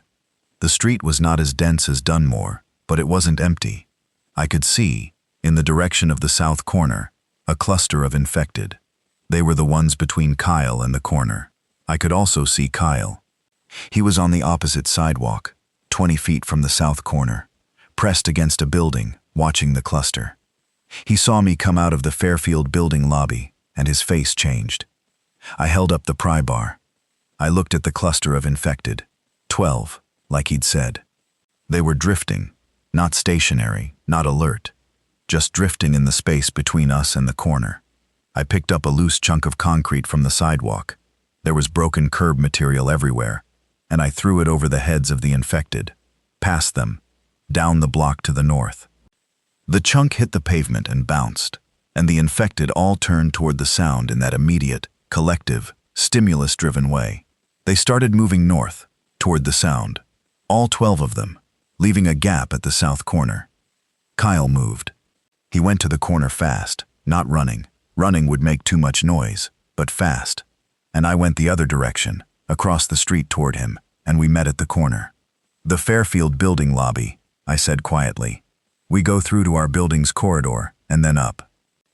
He nodded. He was breathing hard. He had a long scrape on his forearm that he hadn't had before, and he was gripping the pry bar with both hands. I didn't ask about the scrape, not now. We went into the Fairfield building lobby, through the ground floor, down to sublevel 1. Into the corridor. I could hear Kyle's footsteps behind me, and I didn't stop, didn't slow down, just moved through the dark tunnel as fast as I could without creating sound. Our end of the corridor. I pushed the service door open into the maintenance room. Empty. Everyone had gone up. I went through the maintenance room to the stairwell door, up through our building's stairwell, past the ground floor landing. The infected was somewhere up here, but I could hear it on the upper floors now, drawn by the flare. Across the lobby, through the door. Dunmore Street. The van was still there. Tom was standing at the back, holding the doors, looking at me with an expression that was controlled relief. "Go," I said. "Where's your brother?" Kyle came through the lobby door behind me. We went to the van.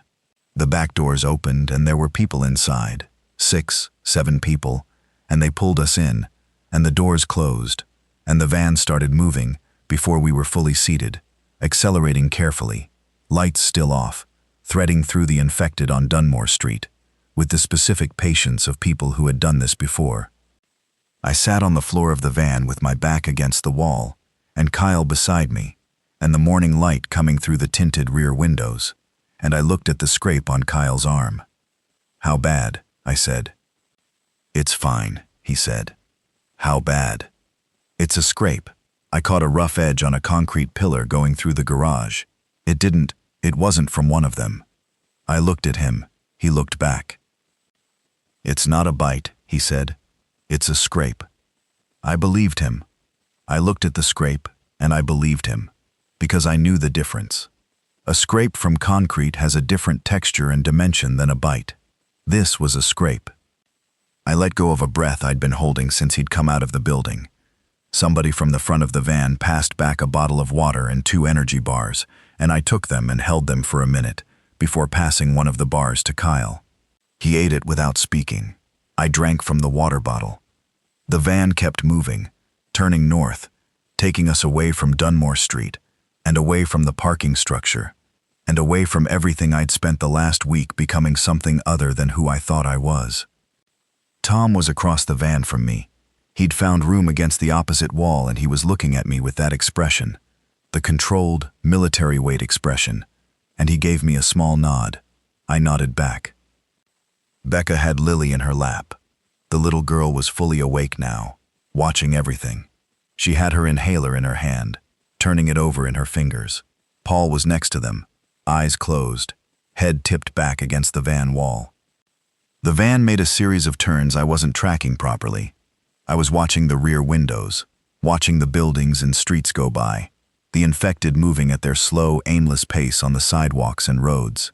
The whole city wrapped in this gray September morning, like something that hadn't decided yet what it was going to become. I thought about the maintenance room, about the supply list I kept on that folded piece of paper, about the sound of the infected against the door, the particular rhythm of it, the way it had become almost familiar over a week, about the utility sink running cold water, about the gas station coffee Kyle brought me on Saturday morning. 6 days. It had been 6 days. The van slowed. I looked up. Through the windshield, I could see the front through a gap in the partition. I could see chain link fencing, and vehicles, and people in some kind of organized formation. A checkpoint. The National Guard processing center that Paul had found in that post. "We're here," the driver said. And then Kyle's hand came down on my shoulder, not briefly this time. He left it there, and I put my hand over his, and neither of us said anything, because there wasn't anything to say that was as true as that. The van stopped. The back doors opened. The cold September air came in again. We stepped out.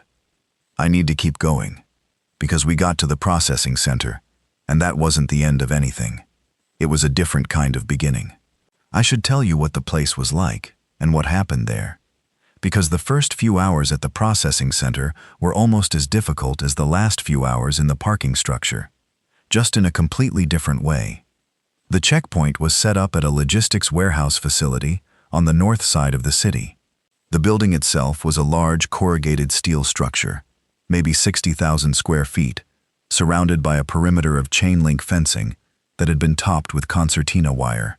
Recently, you could tell, because the fencing posts were new and the ground around them was disturbed, and there were still some shipping packaging materials scattered near the base of the fence line. Inside the fence, the warehouse, 2 National Guard tactical vehicles, a cluster of civilian vehicles in various states, a generator on a trailer that was running and providing power to the facility, portable lighting arrays, some tents. There were people everywhere.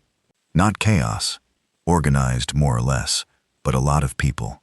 40, 50, maybe 60 survivors at various stages of processing. Some were inside the warehouse. Some were in the outdoor area between the fence and the building. Everyone looked like they'd been through something. The range of conditions was wide. Some people seemed physically fine, but emotionally destroyed. Some were injured and getting medical attention. Some had children. Some were alone. The soldiers at the checkpoint, 2 of them, young, clearly running on a combination of training and adrenaline, checked us out of the van with a practiced efficiency. Name, group affiliation if any, injuries, last known location. They looked at Kyle's arm, and a medic came over to check it immediately, which was standard procedure I understood without anyone explaining it. The medic was a woman, practical and fast, and she looked at the scrape for about 30 seconds and cleaned it, and wrapped it, and signed a form and moved on. Not a bite. The form noted it. Kyle went into the processing queue. Everyone got checked for bites. This was not negotiable, and not comfortable, and people in the queue were at various stages of okay with it. I heard a man somewhere in the line saying he wouldn't allow it, that it was an invasion of privacy, and a soldier explaining to him calmly and repeatedly that it was a condition of entry and that there was no alternative.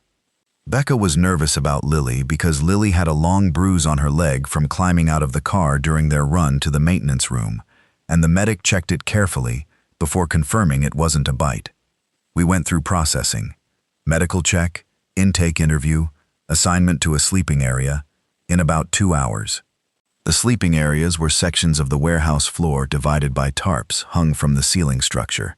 Not rooms exactly, but defined spaces. Our group was given a section with 6 cots, which was 1 more than we needed, because Tom Garrett completed his intake separately and was assigned to a different section, which he was fine with.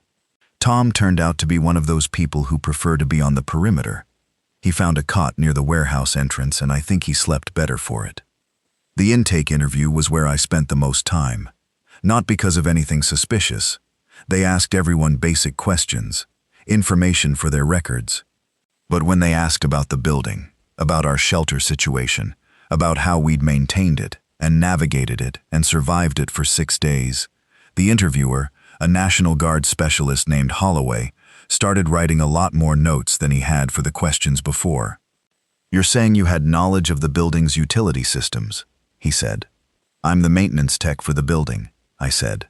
"I know those systems cold. And you used a utility tunnel to access the adjacent building." "Yeah, twice, for supplies. And once in the final exit." He wrote this down. "We're going to want to talk to you more about this. Not right now, when you've got some rest. But the knowledge of building utility systems, access routes that aren't obvious, this is something we're actively trying to document." I told him that was fine. I'd talk about it whenever.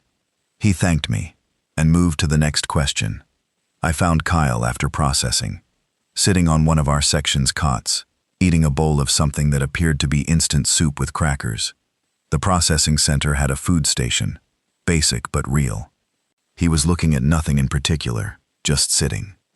I sat down on the cot across from him. "You okay?" I said. He thought about this, not being dismissive, actually thinking about it. "Yeah," he said, "more or less." "What happened in the garage, the scrape?"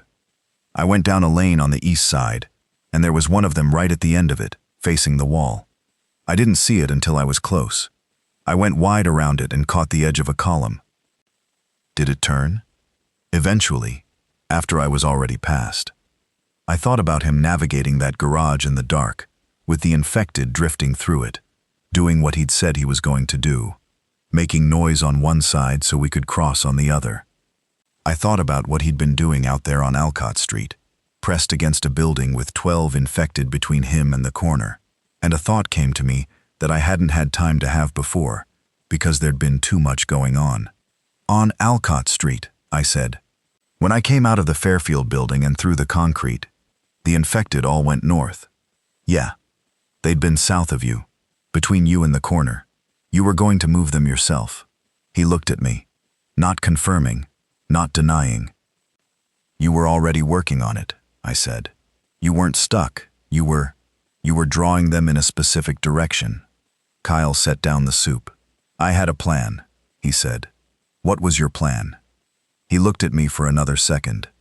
Keep moving. Keep making just enough noise to keep their attention. Lead them in a direction that cleared a path. You were going to lead them away from the corner. I was trying to. I looked at him. This hit me like something falling. He'd been outside the garage for 6 days doing God knows what, while I was inside trying to manage the door and the corridor and the supplies. And he'd been working his own plan the whole time, not just reacting, thinking ahead. How long were you out there? I said. He looked at the bowl. I don't want to talk about all of it right now. Okay, I said. I'll tell you. Just not right now. Okay? I meant it. We'd talk about it later. There was going to be a lot of time to talk about it later, and I was aware of that in a way that felt new. The relief of later being a thing that existed. The processing center had power and running water, which after 6 days without consistent either of these things felt extraordinary. I took a shower in the portable shower units, cold, fast, functional, and stood in it for longer than was probably reasonable. When I came out, Paul was waiting in line outside the units with the particular patience of someone who has learned to wait for things. How are you doing? I said. He shrugged. Not dismissively. He seemed genuinely uncertain of the answer. I keep thinking about things I should have done differently, he said. In the garage. Should have been quieter when I knocked. Should have. You did fine, I said. I panicked when the lights went out on day 2. Yeah, I said. That was fine. He looked at me. I fell asleep during one of your watches. I know. I let you. You should have woken me up. You needed the sleep, I said. And I was fine. He nodded, not quite believing it. He was going to process this his own way and on his own timeline, and there was nothing I could do to hurry that along, so I didn't try. Becca had found another woman at the processing center, a woman who'd been at the facility since day 2 and knew the social geography of the place. They were sitting together by the time I found a cot and closed my eyes. Lily was asleep between them, curled up with one of her mother's arm over her, the inhaler on the cot beside her in easy reach. The way Becca had it positioned, the inhaler, the child, the hand, that was the image that was in my head when I finally fell asleep. I slept for 11 hours. When I woke up, it was dark outside, which meant evening, which meant Friday evening. The processing center's generator was running, and the interior of the warehouse was lit with the portable arrays, enough light to see by. Kyle was on his cot, also asleep, on his back with his forearm over his eyes the way he's slept his whole life. I'd forgotten that, the forearm over the eyes. Seeing it in the lit warehouse on a cot was strange in a way that I couldn't fully articulate. I got up, found the food station, got some soup and crackers and ate them standing up, looking at the warehouse around me. All these people, all these different stories converging in this one building. I thought about what Specialist Holloway had said, about building systems, utility routes, knowledge of structures, about documenting what I knew. I thought about the buildings out there, the city, all those structures, all those systems, HVAC, plumbing, electrical, fire suppression, utility corridors. All of it still there, most of it still at least partially functional. And all those buildings full of people like us, people who'd found a space and locked themselves in and were trying to figure out how to stay alive. People who might not know about the utility tunnel behind the maintenance room. People who might not know that the water heater had 40 gallons of reserve if you isolated the supply valve. People who might not know that the infected don't respond to a closed door that doesn't yield immediately. I ate the soup and thought about this for a while. Then I found Specialist Holloway. He was at a folding table near the warehouse entrance, going through handwritten notes with a flashlight. He looked up when I came over. You wanted to talk about building systems, I said. He looked at me, then at his watch. It was nearly 10 at night, then back at me. Yeah, he said. Yeah, pull up a chair. We talked for 3 hours. I told him everything I knew. Not just about the parking structure on Dunmore Street, but everything. the general principles of utility corridor networks in commercial buildings, where they typically run, how to access them, the maintenance room as a survival shelter, what systems you'd find there, what resources they provide, the emergency circuit infrastructure, and how long a diesel generator typically runs before needing fuel, the ventilation systems, and what happens when they go down, the water heater isolation technique, the accessible panel locations, the duct dimensions in commercial HVAC systems that a person could potentially crawl through. He took notes on all of it. He had another person come over at some point, an older man, civilian, who turned out to be an architect who'd been at the processing center since day one and had been contributing structural knowledge to their operations. The architect's name was Fred Marsh, and he was one of those people who becomes completely energized by a specific problem, and the specific problem of knowing which buildings could be survived in, and how was the kind of problem he'd apparently been waiting his whole career to sink into. Fred and I talked until 1 in the morning. By the end, we'd sketched out, on multiple pieces of paper spread across the folding table, a rough system for evaluating commercial buildings as survival sites, what to look for, what systems to check, how to identify utility corridors from exterior observation, how to assess power systems, how to manage air and water, what tools a maintenance tech with the right knowledge could accomplish in terms of improvised fortification and alternate access routes. Fred called it a framework. I called it maintenance tech knowledge. The distinction didn't matter. What mattered was that there were people out there, in buildings, who needed this information and didn't have it. And I had it. The next morning, Saturday, exactly 1 week from the day this started, I went and found Kyle. He was up already, sitting outside the warehouse in the morning air with a cup of coffee, real coffee. They had an urn of it at the food station, and he looked up when I came and sat beside him. "I want to go back out," I said. He looked at me. Not the same building," I said, "but out. There are people in buildings who need to know what I know. Holloway's team is putting together clearance operations, going into buildings, extracting survivors. They don't always know how to read a building. Fred Marsh and I are putting together a guide, but a guide isn't the same as someone who can actually be on the ground." "You want to go with them?" Kyle said. "Yeah." He looked at his coffee. "When?" "They said they're doing a sweep of the Dunmore Street corridor next week. I know those buildings. I know the parking structure. There might be people still in there." Kyle was quiet for a long time. Then he said, "I'll go with you." "You don't have to." "I know I don't," he said. We drank our coffee in the morning air. The generator ran its low hum behind us. Somewhere inside the warehouse, Lily laughed at something, clear and high, a child's laugh, completely incongruous with everything around it, and for that reason, the best possible sound. I thought about the maintenance room, about the folded piece of paper in my shirt pocket, the inventory list, which I still had, which I'd kept through all of it.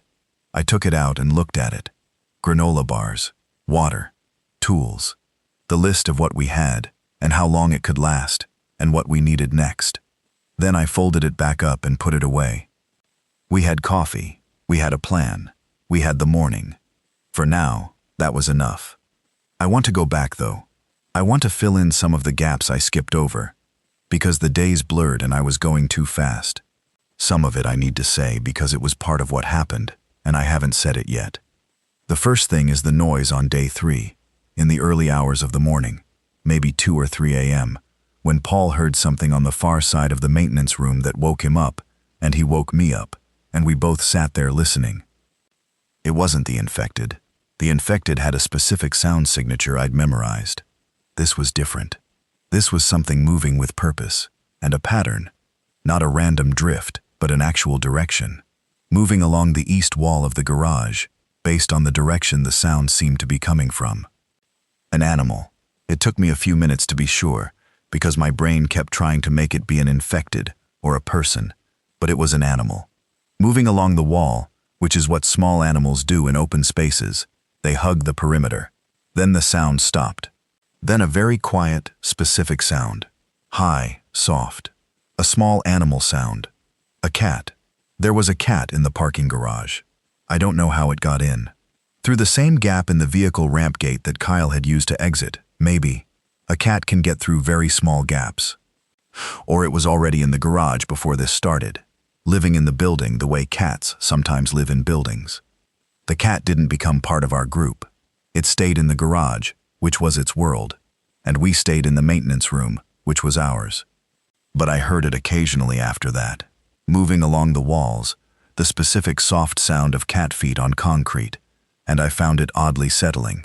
The infected didn't respond to it, or barely did. The sound was too small, too quiet, too inconsistent to hold their attention. The cat seemed to understand, on whatever level a cat understands anything, how to stay quiet in that space. It had probably been doing it since before we arrived. I never saw it, only heard it. The second thing I need to tell you about is the smell. I haven't talked about the smell of the parking garage because I was trying not to, but I should. By day 4, the garage had a specific smell that had not been there on day 1. The infected produce. They produce biological waste, the same as any living thing, and in an enclosed space with no ventilation beyond the failing emergency system, that accumulates. I had the maintenance room's ventilation running off the emergency circuit while the generator held, which pulled the air in the room through a filter and exhausted it, so the smell in the room was tolerable. But when I opened the door to the garage, for whatever reason, the car run, the supply recovery, the smell hit me every time. I don't want to describe it in detail. It's the smell of a large enclosed space with too many biological entities in it, and no air turnover. Your body knows it immediately. Your brain files it under wrong and keeps it there. The third thing. On day 5, I had a conversation with Paul that I keep thinking about. We were both awake in the middle of the night. I was on watch, he couldn't sleep, and we talked quietly for about an hour about nothing specifically important. His university. What he was studying, engineering, and why. Because his father was an engineer, and he'd grown up watching his father solve problems, and he liked the way engineers thought about systems. Systems, I said. Yeah, like, a system has inputs and outputs, and everything in between is knowable if you're patient enough. You can figure out a system if you look at it long enough. I thought about the garage, about the infected, about the way I'd been modeling their behavior in my head, treating them as a system. Stimulus inputs, sound, producing movement outputs, the variables between. I've been thinking about it the same way, I said. They're predictable, Paul said, like a simple machine. Almost, I said. Simple machines don't get distracted. These things get distracted. But distraction is just a competing input. A louder sound wins. I nodded. This was useful framing. We'd been doing it intuitively, creating sounds to draw them away from where we needed to move, but putting it in those terms made it feel more like an applicable principle and less like improvised panic. The flares, Paul said. The concrete chunk you threw. The drain sound. Yeah, that's all the same thing. You're giving the system a stronger input than the one it was responding to. Right. He was quiet for a second. What's the strongest possible input? I thought about this. What made the most sound? What would draw every infected in an area toward a single point? Engine sound, I said. A running vehicle engine is louder than almost anything else we could make. If you had a vehicle running in one part of the garage, all of them would go toward it. Everyone. Paul nodded slowly. There are cars in the garage. Yeah, I said, with dead batteries.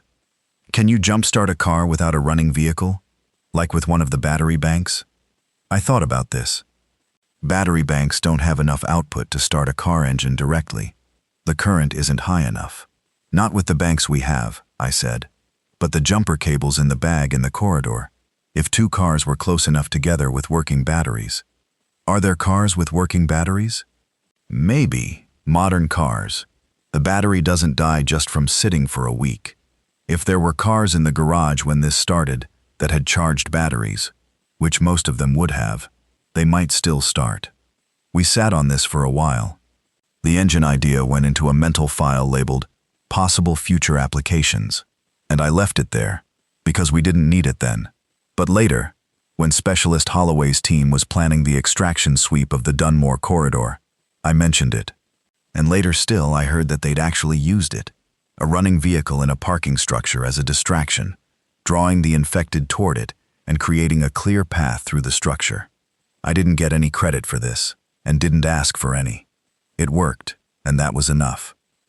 The fourth thing I want to tell you about is Kyle, and what he told me after we'd been at the processing center for 3 days and had both slept enough to talk about it. We were outside, morning, with the coffee again, which was becoming a ritual that I was quietly grateful for. He told me what had happened to him during the 6 days he was outside. He'd gone looking for antibiotics because he knew I'd been putting off dealing with the knee infection for months, and he'd decided, unilaterally, without telling me, that he was going to get me the antibiotics.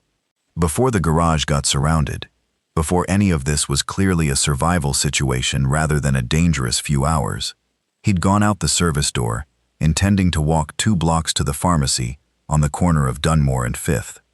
The pharmacy was gone, not destroyed, closed, shuttered. Someone had already pulled the security gate down and locked it. The street between there and the pharmacy had changed while Kyle was walking to it. People moving wrong, that particular gate. Kyle, who had not grown up in a world that prepared him for this any more than the rest of us, had taken maybe 30 seconds to understand what he was seeing, and then he'd moved. Not back to the service door. They were already infected between him and the building, drawn toward the sound of the vehicle ramp gate mechanism that I'd been running. He'd gone north, a block, then another, found an alley, stayed in it for several hours. In those hours, he watched the city go from normal with something wrong to clearly and unmistakably wrong. He watched from the alley and processed it. Then, when he could move without immediately encountering infected, he started doing what he'd told me he was going to do. He started making himself useful. Not heroic. I want to be clear about his framing, which was consistent and deliberate. He was not telling me this as a story of heroism. He was telling me about practical choices. He found a hardware store that had been broken into by other survivors and partially looted, but still had useful things. He gathered what he could carry. He found a rooftop, a low commercial building, 3 stories, flat roof, and used it as an observation point to watch the streets and the parking structure. He could see the service door from the rooftop. He could see me going in and out, not me specifically, but someone going in and out of the service door during my runs to the Fairfield building. He saw when I went, how long I was gone, when I came back. He tracked the pattern of the infected around the service door entrance and found that there was a time of day, late morning, when the infected in that area seemed to consolidate toward the east side of the building, possibly in response to sounds from Dunmore Street. That was when I'd been making my runs, intuitively, because it felt safer. He'd noticed the same thing from the outside. On day 3, he'd made contact with another group of survivors, a family of 4 hiding in a second-floor apartment 2 blocks away. They had food and water but no way out, and Kyle had spent a day helping them assess their situation and plan an exit route. They'd made it out on day 4, heading north, on foot, before the National Guard truck started making its rounds. He didn't know if they'd reached safety. He thought they probably had.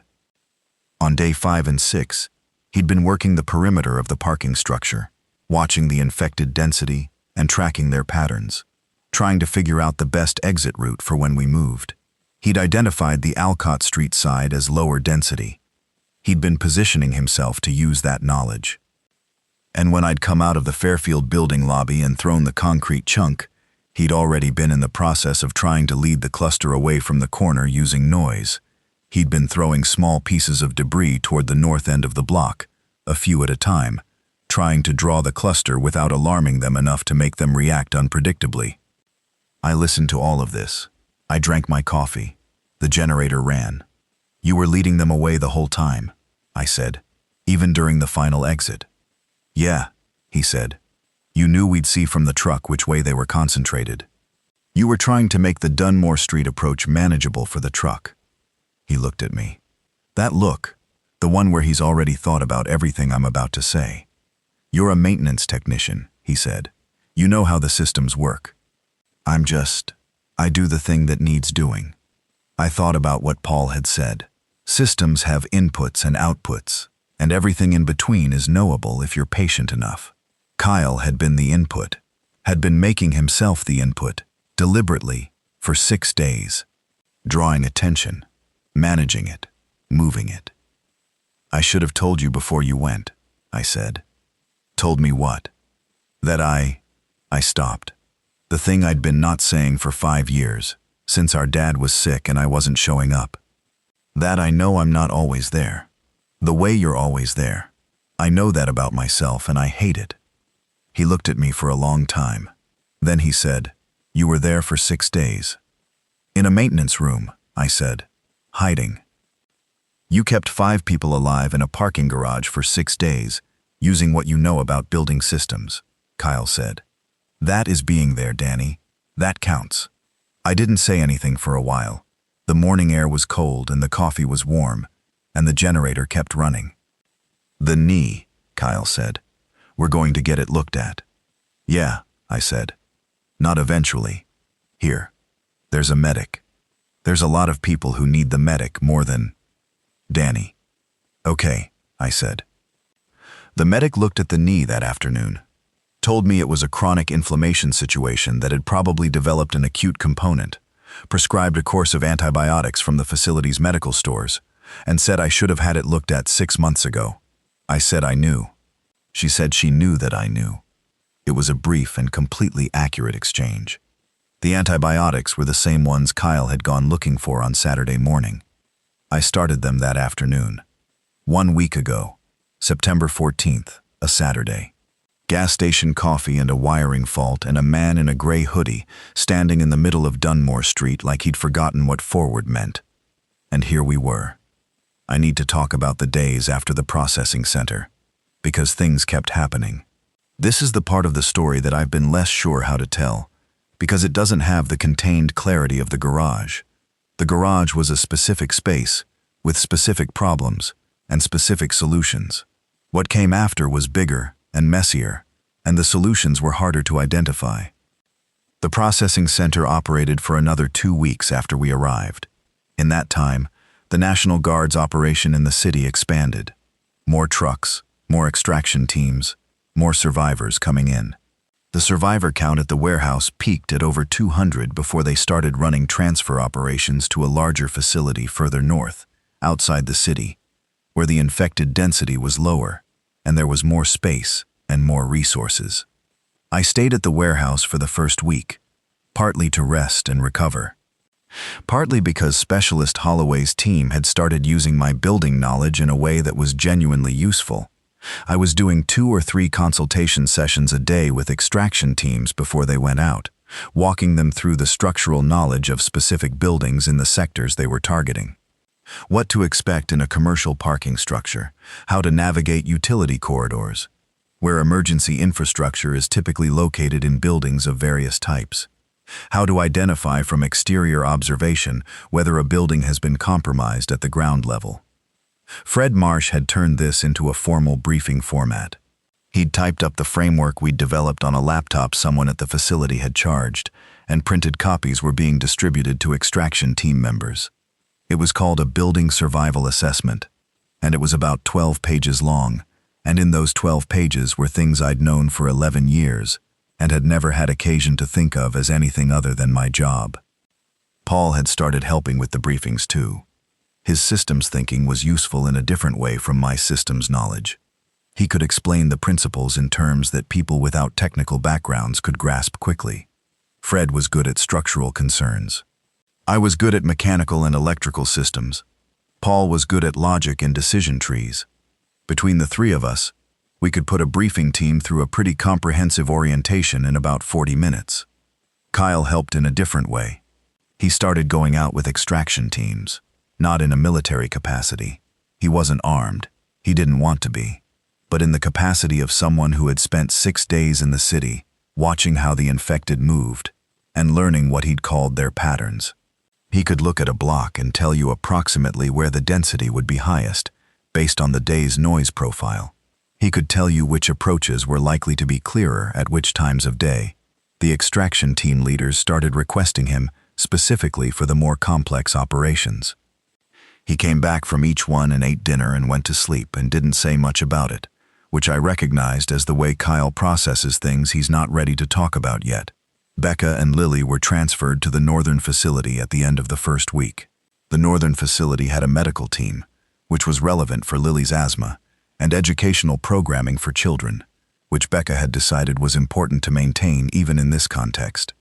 She had that clear-eyed practicality that I'd noticed from the beginning. She'd assessed the best option for her daughter, and she was executing on it without drama. Before she left, she came and found me. "You should know," she said, "that in the car, in those first 25 hours, what got Lily through it was that I told her stories. And what kept me telling them was that I kept thinking there must be people in that building who knew what they were doing, who had a plan. I could see the maintenance room door and I kept thinking, there's a plan behind that door." "There wasn't much of a plan," I said. "There was enough," she said. She left the next morning on a transfer vehicle. Lily waved from the back window. Tom took a different path. He'd been offered a position with the facility's security team. They needed experienced people for perimeter watch, and Tom had experience and judgment in quantities that were genuinely rare. He told me he was going to stay, at least for now, and I said that made sense. He shook my hand with the same compressed, formal gravity that he'd had all week, and I shook back. "You did good work down there," he said. "So did you," I said. "Up there." A slight shift in his expression, not quite a smile, too controlled for that, but something in that direction. The second week, I started going out. Not on the complex extraction operations, not at first. On the assessment runs. Small teams going to specific buildings to evaluate whether they were viable shelter sites or had resources that could be retrieved. I would walk the building with whoever was leading the assessment and describe what I was seeing in terms of the building systems. What was still functioning, what wasn't, what could be made to function with the right knowledge and tools. Some of the buildings we assessed had people in them. Survivors who'd found their own version of the maintenance room, a locked storage space, a top-floor apartment, a basement mechanical room. The condition they were in varied wildly. Some were calm and organized and had been managing well. Others were in worse shape, psychologically if not physically. Some of them had clearly been close to giving up. What I could give them, and I realized this was what I could give them, specifically, was that I could look at their space and tell them what it had to offer that they hadn't found yet. The 40 gallons in the water heater they didn't know to isolate. The ventilation duct that connected to a better ventilated space on the floor below. The utility corridor they'd walked past every day without knowing what it was. The building knowledge. That was mine. That was what I had. I'm telling this part because I think it matters, not because it's as immediate as the parking garage. The immediacy of the garage is part of why it's easier to tell. There was a specific space, specific problems, specific solutions, and the stakes were clear and present. The weeks after were different. The stakes were just as high but more distributed. More people, more buildings, more decisions, less clarity about what was the right thing to do in any given moment. But I kept doing it. I kept walking into buildings and reading them the way I'd learned to read buildings over 11 years. And telling people what I found. And Kyle kept going out with extraction teams and reading the streets the way he'd learned to read them in 6 days alone, in a city that had turned into something none of us had been prepared for. We kept doing what we knew how to do. I don't have a more profound formulation than that. About 3 weeks after the processing center, end of October now, the first cold days arriving, Holloway told me they were planning an operation on the Dunmore corridor that would include the parking structure. Full clearance operation. Extraction teams would go through the structure systematically, drawing the infected out using the vehicle engine distraction method that had been developed from the concept Paul and I had worked out on day 5, then clearing the space. The goal was to secure the parking structure as a staging point for operations in that sector, given its utility corridor access and its structural integrity. He asked if I wanted to be on the team. I said yes, before he'd finished asking. Kyle said the same thing when I told him. The operation was scheduled for a Wednesday.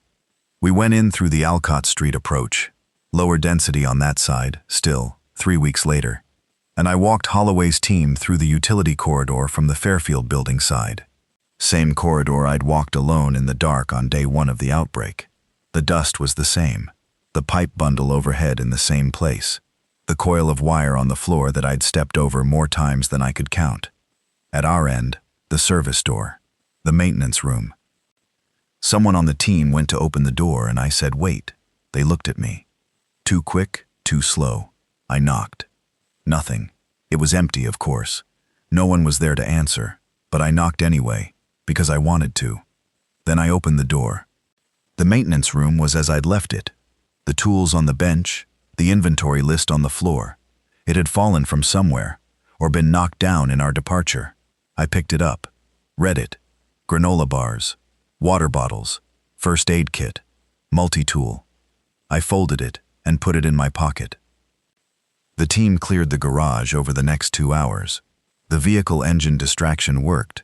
They found a sedan with a working battery, ran a cable from it to get it started, and the engine sound drew every infected in the structure toward it, in a concentrated mass that the team managed systematically. It took 3 separate runs of the engine, but they cleared the level. When it was done, I stood in the middle of sub-level 2 with the emergency lighting on. They'd gotten the generator fuel topped up, it was running again, and I looked at the space. The parking lanes, the columns, the maintenance room door standing open, the air, which still had that particular smell, but less, with the ventilation running again. I thought about Becca and Lily hiding in the blue Subaru for 25 hours, about Paul pressed against a column by the east ramp for a day and a half, about Tom upstairs in his security office, flashing his flashlight at the window, about Kyle on a rooftop 2 blocks away watching the service door, tracking patterns, doing what needed doing. I thought about the cat. I hadn't heard it since we left. I hoped it had found its way out. Kyle came up beside me. He looked at the space without saying anything for a minute. "You saved us," he said finally. "You saved us," I said. He looked at me sideways. "Split the difference," I said. He nodded once. Split the difference. We stood there another minute in the concrete and the cold light. Then the team lead said they were ready to move on to the next section, and we followed. Let me tell you one more thing. One specific thing that happened about a month into all of this that I think about more than almost anything else. We were doing an assessment of an office building about 4 blocks from Dunmore Street. 9 stories, commercial, similar to the building I'd worked in. The assessment team was me, Kyle, Holloway, and 2 soldiers. We came in through a utility access on the building's north face. I'd identified it from the as-built drawings in the city's building permit database, which Holloway had secured access to as part of the operation, and made our way up through the building's utility systems. On the 4th floor, we found a storage room that had been barricaded from the inside. Heavy furniture pushed against the door. A piece of paper taped to the outside that said, in handwriting, "We are here. Do not leave us." Holloway's team got the door clear, working carefully on the furniture from the outside. The door opened. Inside, a man named Dennis, a woman named Carol, their 16-year-old son named Greg, and 3 other people who'd worked in the building and had banded together when this started. 5 weeks in the 4th floor storage room. They'd had water from a bathroom sink that ran off the building's rooftop tank, a gravity feed system that worked even without power, something I'd pointed out to them immediately after seeing the setup, and Dennis had looked at me like I'd explained magic. They'd had food from the break room 2 floors up, accessed through a ceiling tile and a crawl space, which Greg, being the smallest and most agile, had been doing for 5 weeks, sliding through the ceiling void in near total darkness, retrieving whatever he could find. They were okay. Thin, pale from no direct sunlight, clearly at the edge of their psychological reserves, but okay. Greg, the 16-year-old, told me about the ceiling void traversal, matter-of-factly, like it was just a thing he did. He'd mapped it in his head over dozens of trips. He knew where every joist was, every Havafac duct, every obstruction. He'd found a route from the 4th floor storage room to the 6th floor kitchen pantry that he could do in the dark in about 12 minutes. I looked at this kid and I thought, there it is. The thing I know, which is that you can learn to read a building if you have to. You can learn what it's made of and what it can offer. You can learn the ceiling voids and the utility corridors and the water heater reserves and the emergency circuits. You can learn all of it if the alternative is not learning it. We got them out that day, all 6 of them. On the way back to the facility, I sat in the truck next to Greg, who was looking out the window at the city with this expression. Not traumatized, not triumphant, just absorbing, taking it in. "The ceiling void," I said.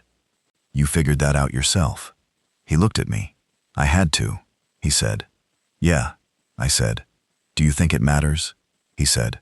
Not as a leading question, genuinely asking. I thought about it. The maintenance room, the inventory list, the 40 gallons in the water heater, the utility corridor behind the service door. Knowing how things work, I said, "Yeah, I think it matters." He nodded, looked back out the window. The truck kept moving. "There's a last thing, and it's about the door. The service door, the one in the back of the maintenance room that connected to the utility corridor. After the clearance operation, when the parking structure had been secured and was being converted into a staging area, I went back to that door one more time, just to look at it. It's a standard commercial steel door, gray paint, 36 inches wide, a keyed lock on the garage side, a push bar on the corridor side. For 6 days, it was the most important door I'd ever known. It was the difference between the space we controlled and the space we didn't. Between air and no air, between resources and no resources, between exit and entrapment.